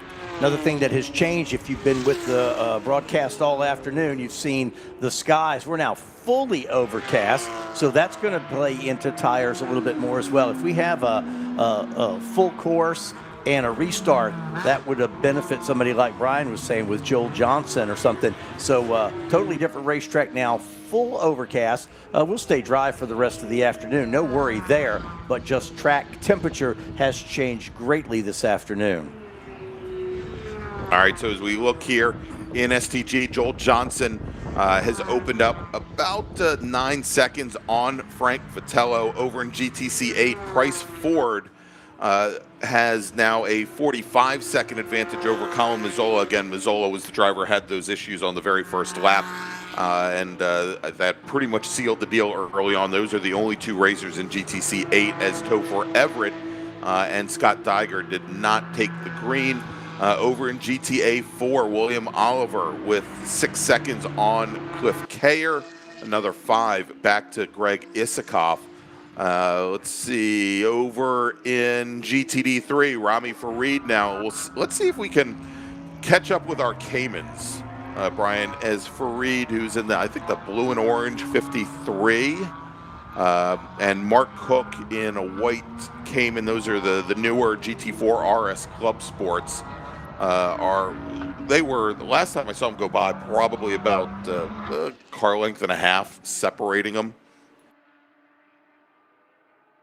And I'll see if I can I pop think them up here. Rami Farid's in the kind of the lighter blue car with the orange, kind of an orange stripe down the nose. And I believe during qualifying, I don't think we picked it up, but I think he did have a spin during qualifying. As you can see, our cameraman being blown all around, all over the place there.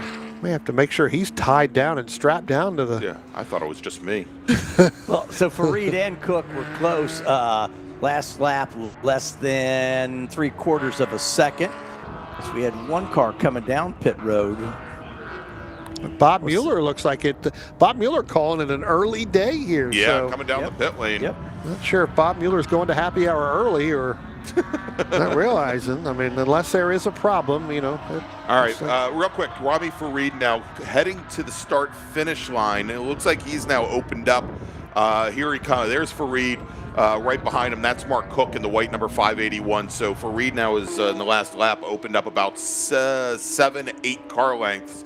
And the difference that time was that Farid turned in his fastest lap, and it was about 0.3 faster than Mark Cook behind. Yeah, and Cook was off from his fast lap by almost a full second. So not sure if Cook ran into trouble or some of that traffic we talk about. But Cook, you know, Farid banged in his best lap of the day, and Cook about a second off of his best lap. And that's what that looks like on the racetrack. You want to see time and distance? There you go. That's the gap now that Farid has over Cook. We're closing in on getting close to halfway home. Yeah, and that is Steve Lessman in the green 108.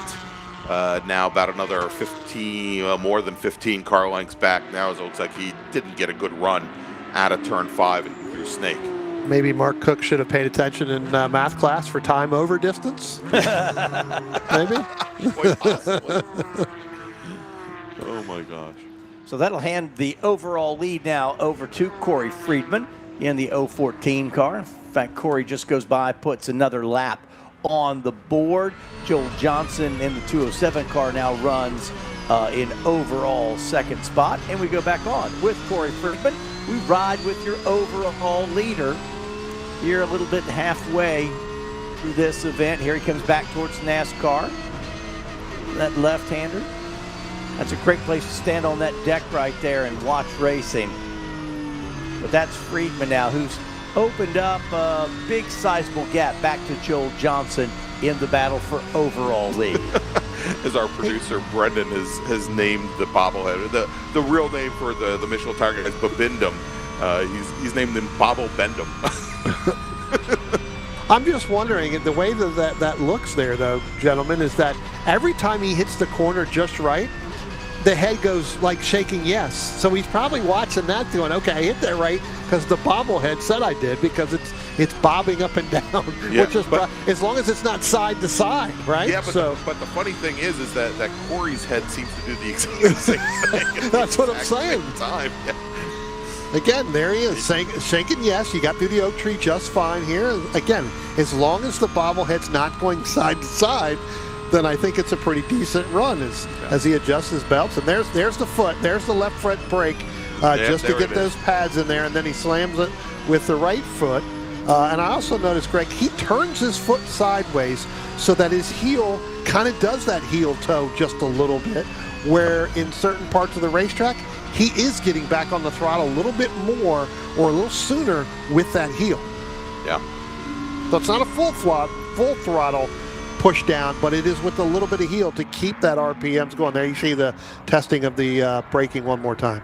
Yeah, indeed. I want to make sure that it's ready. The two heavy braking zones here, of course, going into the horseshoe at turns 1 and 2, and then up at the top of the hill at the roller coaster, where he's probably carrying more speed, I would think, going in the 14 than down into turn 1. But let's yeah. And we're watching his bobblehead, and Corey's down the back straightaway at 160. He's adjusting seat belts. He's checking brakes. And what are we doing? We're talking about his bobblehead. That's right.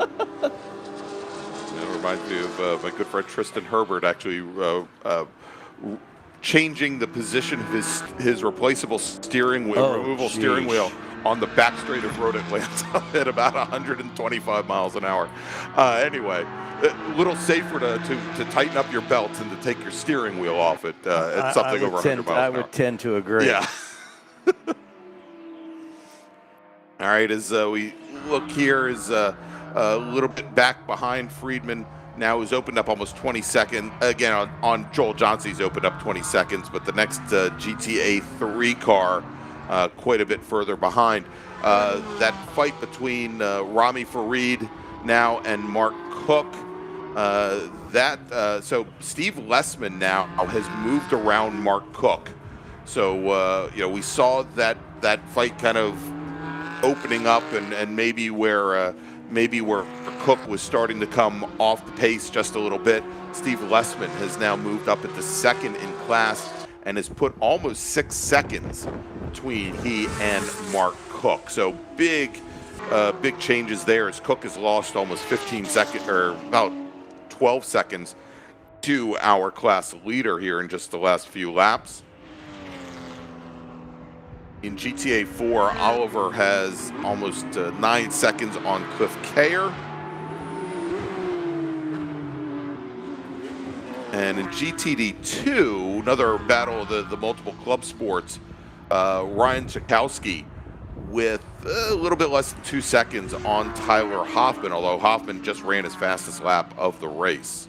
And we just saw the 277 Tom Burke has now come on to pit road and taken that car back to the paddock. So Tom Burke, the number 277, he is done for the afternoon. And if we go down, I'm wondering, well, we'll watch this for a second. Another fight I was just watching, there are 2 cars today in GTD 1, another one of our Cayman classes.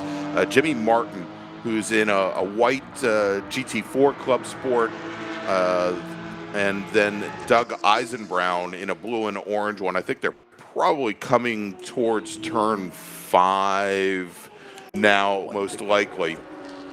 But well, maybe not. Actually, I think they're right in the spot I wouldn't want to be in. Actually, I think they're in that group right there. But real quick, we are now quite a bit past halfway. Why don't we do this? Let's take a quick break. I'm going to try and find those 2 racers because that has been turning into a very good race in the battle for the lead. Oh, actually, you know what? Rather than taking a break, it looks like the 1 to go has already been given. And we've got a reason for that. So this race is going to be a little bit shorter than was originally planned. You'll notice that we have 11 minutes on the clock. We actually have a shutdown time from the track of 5:30 today. So that's kind of affecting the schedule, Brian. So we are working the last lap here at VIR for today. And Corey Friedman does just take that checkered flag. So Friedman in the 014 overall winner, GTA 3 winner as well. So Friedman, well, there's Joel Johnson. Johnson ends up about 20 seconds behind, but Johnson will get the win in STG. And then we should see Kevin Roush come. There's Roush. So Roush in the 960 with the GT win, and William Oliver in the 058, he gets the GTM win. Rounding out your overall top 5, there he is, Frank Vitello. He'll be second in STG class, rounding out the top 5. All right, well, there you go. That is going to wrap things up for our final race of the day. But Brian, Edwin, we've still got 2 more days left to go here at Virginia International Raceway. And the battle at the Old Oak Tree. Rumble at the Old Oak Tree. Thank you. Brian, does it get a little more serious tomorrow? Although we saw great racing today, but the gloves come off maybe a little bit. Yeah, I think we're going to slip off to the fingers of the gloves tomorrow, and by the time we get to the end, because we've got 2 races for each group tomorrow, we will see those gloves come off at the end for that before we get going with our enduro races on Sunday. That's right. So the action starts again tomorrow morning at 10:50 a.m. I was talking to Edwin before. I said, well, you know, maybe if you want, check out the start of the 12-hour at Sebring and then come join us. Forget the 12-hour. That's going on. They're going to still be racing when we finish up tomorrow. You can check in with them in the afternoon. Join us at 10:50 a.m. Eastern time. You can even sleep in a little bit. Tell them Greg told you it's okay. And we'll be bringing you 6 more sprint races tomorrow here from Virginia International Raceway. So for Edwin Pardue, for Brian Donati, for our producer Brendan Kismerick, and of course the magic fingers of Jordan Worth, bringing you all the great views of today's action and the action all weekend long, I'm Greg Ginsburg, and we'll see you tomorrow morning.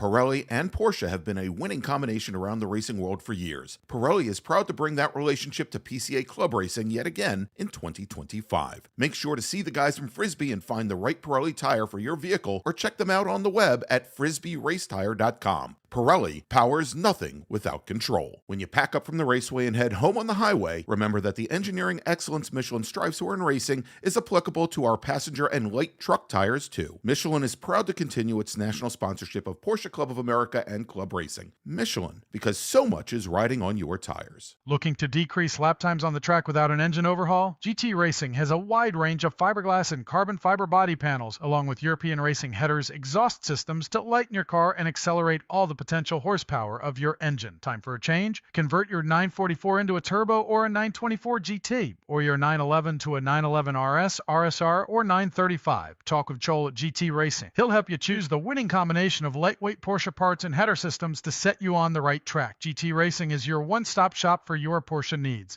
GT Racing is a national sponsor and proudly sponsors tech inspections at PCA Club races. GT Racing also sponsors the Best Prepared Car Award, a $100 gift certificate at each race. Call Joel at GT Racing today at 1-800-797-2911 or find us on the web at www.gt-racing.com. Our first club racing sponsor, Porsche Cars North America, funds the club racing news and sponsors the Workers' Choice Award, considered the most prestigious award given at a club race. Thank you to PCNA for offering vital support to our club racing program. The Sentinel Video System by Sentinel Racing is your one-stop shop solution for sharing your in-car video. The Sentinel system can integrate up to 3 cameras and incorporate a full data stream for track map and gauge overlays, and broadcast it all via dual 5G cellular modems, utilizing whichever service provider has a stronger signal to any of the popular live streaming services. Much of the in-car footage in this broadcast is provided by Sentinel. PCA members get an additional 10% off.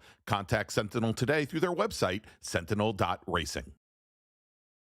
At Hankook Tire, we strive to create a universal moment when the car and driver become one. Our aim is to develop a safer, more pleasant, and more comfortable driving experience from the moment the driver turns on the engine. Through strong braking power, smooth handling, driving comfort, and guaranteed safety, Hankook products deliver an authentic driving experience beyond mobility. Our tires provide total control of speed and direction while ensuring safety and comfort on the road. Embrace driving emotion and embrace the feel and excitement of being behind the wheel with Hankook Tire. Hankook competition tires are the perfect match of performance and longevity. Visit hankookmotorsports.com to buy today.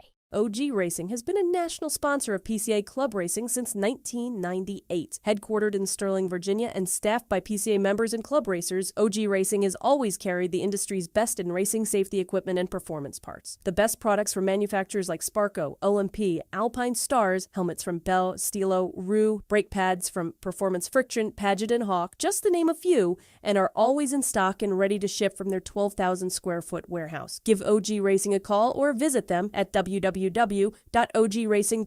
and sign up for their newsletter. Octavio makes small batch tequila. They take a different approach to distilling their award-winning 100% agave tequilas. Made in the Jalisco region of Mexico, Octavio's tequila are aged twice as long as traditional tequilas, achieving a smooth tasting experience, rounded with notes of oak and vanilla. Octavio focuses on sustainable distilling practices that use 60% less water and 50% less energy than traditional techniques. Octavio produces an añejo and a cristalino. Both can be ordered and shipped nationwide by visiting octaviotequila.com. Get free shipping when you order 2 or more bottles. Club Reg is a supporter of PCA Club Racing and the provider of all registration for each of our races. ClubRegistration.net is a unique service because we put all of our customers first. You can use our services for free or with a small credit card handling fee. How can you go wrong? Included with both are custom solutions tailored to meet your needs. Find out more information at ClubRegistration.net. OG Racing has been a national sponsor of PCA Club Racing since 1998. Headquartered in Sterling, Virginia, and staffed by PCA members and club racers, OG Racing has always carried the industry's best in racing safety equipment and performance parts. The best products from manufacturers like Sparco, OMP, Alpine Stars, helmets from Bell, Stilo, Rue, brake pads from Performance Friction, Paget and Hawk, just to name a few, and are always in stock and ready to ship from their 12,000 square foot warehouse. Give OG Racing a call or visit them at www.ogracing.com and sign up for their newsletter. About to hit the track without coverage for your car? Buy HPDE insurance in minutes at LockedInMotorsports.com. Whether you drive a 911 or a Boxster, protect your car against physical damage during HPDE and track day events with HPD insurance from Locked In Motorsports, administered by Locked In Affinity. Coverage includes modifications you've done to your car, 2 drivers at each event, demonstration laps your instructor drives, and more. Worried about the trip home? Locked In Motorsports also offers off-track insurance for your non-licensed race car or track car while in transit, in storage, and in the paddock, plus options for your trailer, equipment, and tools. Insure your Porsche today at LockedInMotorsports.com. Miller's Oils is proud to be a Porsche Club racing sponsor and to work with Racer's Edge as their North American distributor. Miller's Oils has been blending oil since 1887 and has an extensive product line for virtually every street or racetrack application. The technology implemented in Miller's engine oil and gear oils protects the wear surfaces of your engine and gear train on a microscopic level, significantly reducing friction and increasing the life of your engine and gear train. We encourage you to try Miller's and judge for yourself with the help of an oil sample analysis. As they say, the proof is in the pudding. With almost 250 episodes and counting, Fearless in the Kitchen, a YouTube cooking channel by Polamico, is dedicated to sharing hints on cooking from the heart and head with ingredients from around the world. Paul's cooking is his passion and he wants to share it with you. Although there are recipes, Paul's emphasis is on creating from what you have on hand at the time as an inspiration and using old, new, and original techniques. Just grab stuff and make it work. That's where the name comes from. Fearless in the Kitchen. Paul provides ideas on variations in the dishes, but really hopes that you'll see opportunities to put your own twist and add the flavors and ingredients that you prefer. No fancy video effects or editing, just clear and easy to follow demonstrations, so come and join along on this voyage. Paul tries to post a new episode every Saturday and hopes that you enjoy. At Yokohama, they believe that motorsports are the ultimate test of performance, innovation, and durability. Everything they learn while competing under the grueling race conditions leads to better performing, longer-lasting tires for the track and the street. Yokohama's partnership with Porsche Club of America, Porsche Motorsport North America, and USAC brings you the Porsche Sprint Trophy PCA Series, run exclusively on Yokohama tires. Additionally, Yokohama provides the spec tire for Porsche Sprint Challenge and Porsche Endurance Challenge. Visit yokohamatire.com to see their tire selections for your street or track car. Based in New Jersey, Precision Motorsports, or PMR, is a supporter of club racing and a new national sponsor for 2025. From the latest Cup cars to 944 racers, PMR has supported them all here at the track. True experts in their craft and dedicated to performance. Find them on Facebook at Precision Motorsports. New for 2025, Isringhausen will be sponsoring the GTD 1, 2, and 3 classes. Our group here at Club Racing are thrilled to have them on board. Over the past 30 years, Isringhausen has become synonymous with quality vehicles and superb service. The Isringhausen way of doing business has been one of offering excellent products at fair prices, coupled with service that goes above and beyond what anyone would expect from a typical car dealership. We believe that good service is comprised of 2 components, a willing and helpful attitude, accompanied by competency in your field. We try to support an environment where each person who works here strives to serve each customer as they wish to be served, with dignity and respect. Because of these core values, Isringhausen has become and will continue to be a leading example in the industry.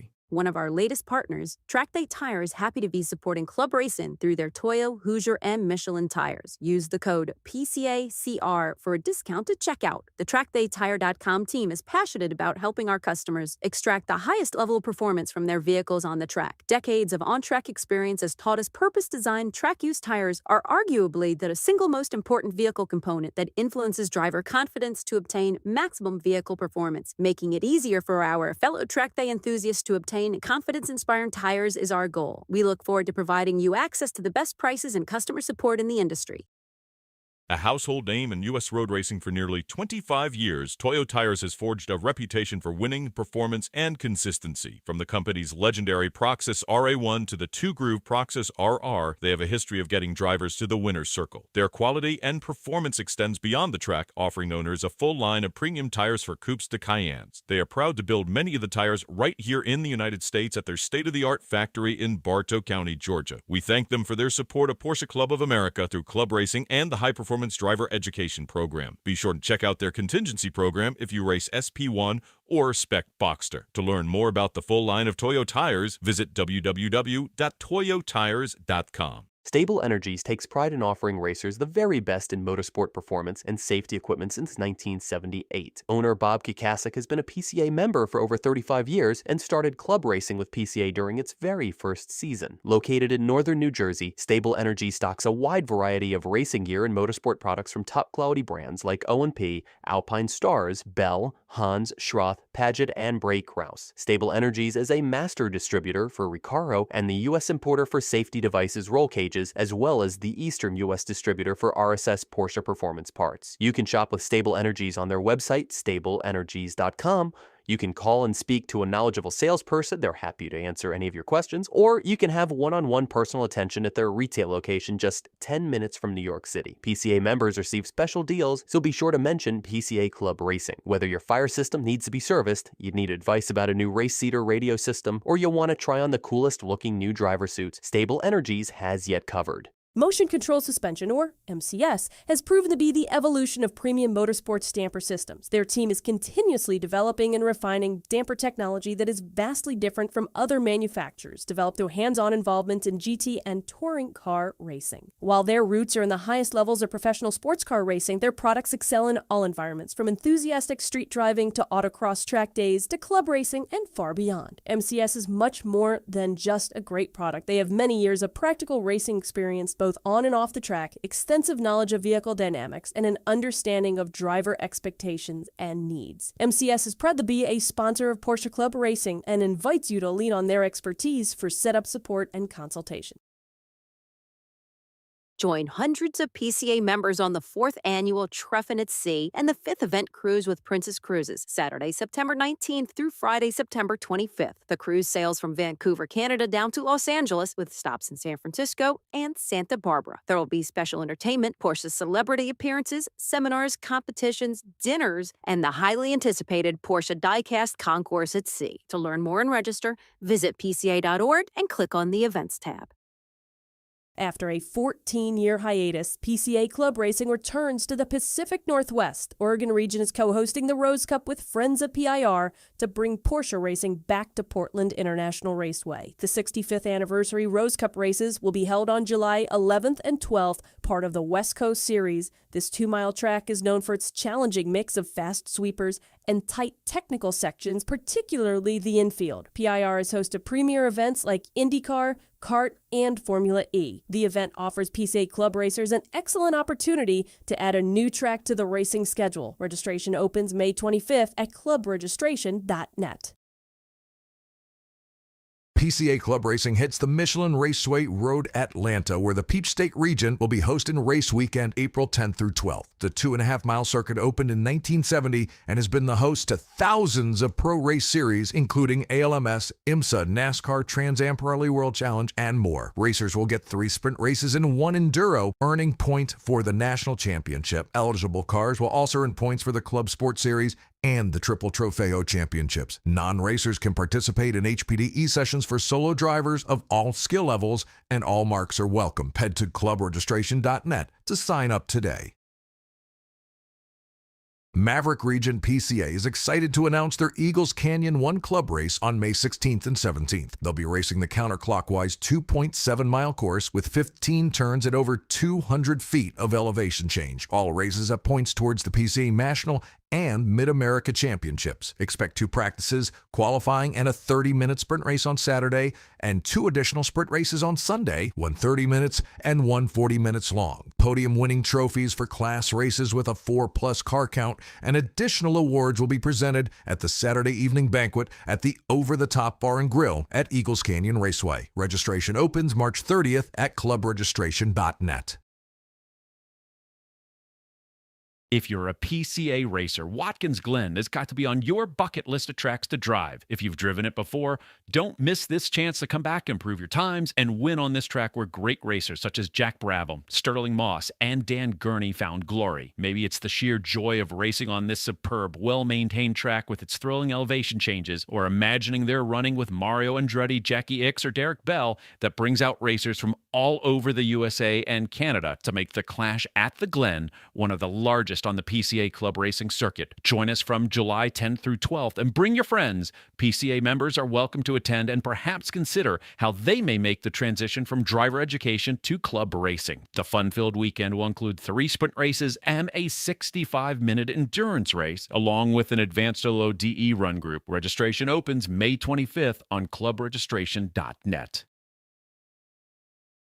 HPDE season is here, and First Settlers Region is excited to see you on the track April 22nd through 24th. FSR is fortunate enough to have Virginia International Raceway as their home track, the track Paul Newman called Heaven on Earth. The FSR Spring HPDE at VIR will give everyone 120 minutes of track time per group per day. Enjoy one of America's most exciting circuits with long straights, fast corners, tight technical sections, and epic elevation changes. Don't forget the Saturday happy hour, a great opportunity to socialize and tell tall tales about your lap times. Run groups are filling fast, so don't wait until it's too late. Register now to secure your spot at motorsportsreg.com. For over 70 years, Radio Communications of Virginia has been Virginia's leading provider in wireless communications solutions. As a Motorola Solutions Elite Channel partner, our 2 Metro Richmond locations provide the Commonwealth access to Motorola's full feature portfolio, including public safety and commercial tier solutions. And with over 100 years of combined experience,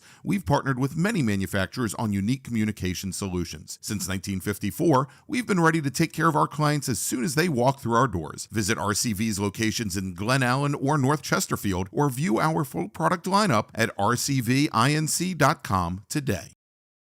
Treffin means to meet, and that's the entire concept behind the PCA Treffins, an opportunity for PCA members to meet their fellow Porsche enthusiasts at some of the most spectacular locations in North America. PCA's Treffins provide the opportunity for members to drive some of the best roads in North America and enjoy world-class hospitality at world-class hotels. The Spring Treffin will be March 29th through April 2nd at the Montage Palmetto Bluff, an exclusive low-country community in Bluffton, South Carolina. The Montage comprises a quintessentially Southern-style inn modeled after the historic mansion that burned in 1926, plus an assortment of cottages spread across that capture the ethos of an earlier, more genteel era. The surrounding maritime forest casts shadows that whisper history, while modern resort amenities include a world-class spa, 2 pools, and 8 restaurants and bars. You will not be disappointed in the opportunities for both stimulation and relaxation. To learn more and register, visit treffin.pca.org. We're thrilled to announce the highly anticipated Racing at the Rock, the same Lime Rock race you love, but now on June 5th and 6th. This marks the 34th year of this exciting event, a 1.53-mile circuit in the rolling hills of Connecticut, and it's a series race for both PCA Vintage Group and the Sprint Trophy PCA by Yokohama, with exhilarating action, breathtaking views, and a vibrant atmosphere. This event is truly one you won't want to miss. It's going to be a weekend filled with high-speed excitement, camaraderie, and unforgettable moments. Whether you're behind the wheel or cheering from the sidelines, racing into spring promises to be an amazing time for everyone. Mark your calendars now. This is one event you want to be a part of. We can't wait to see you there.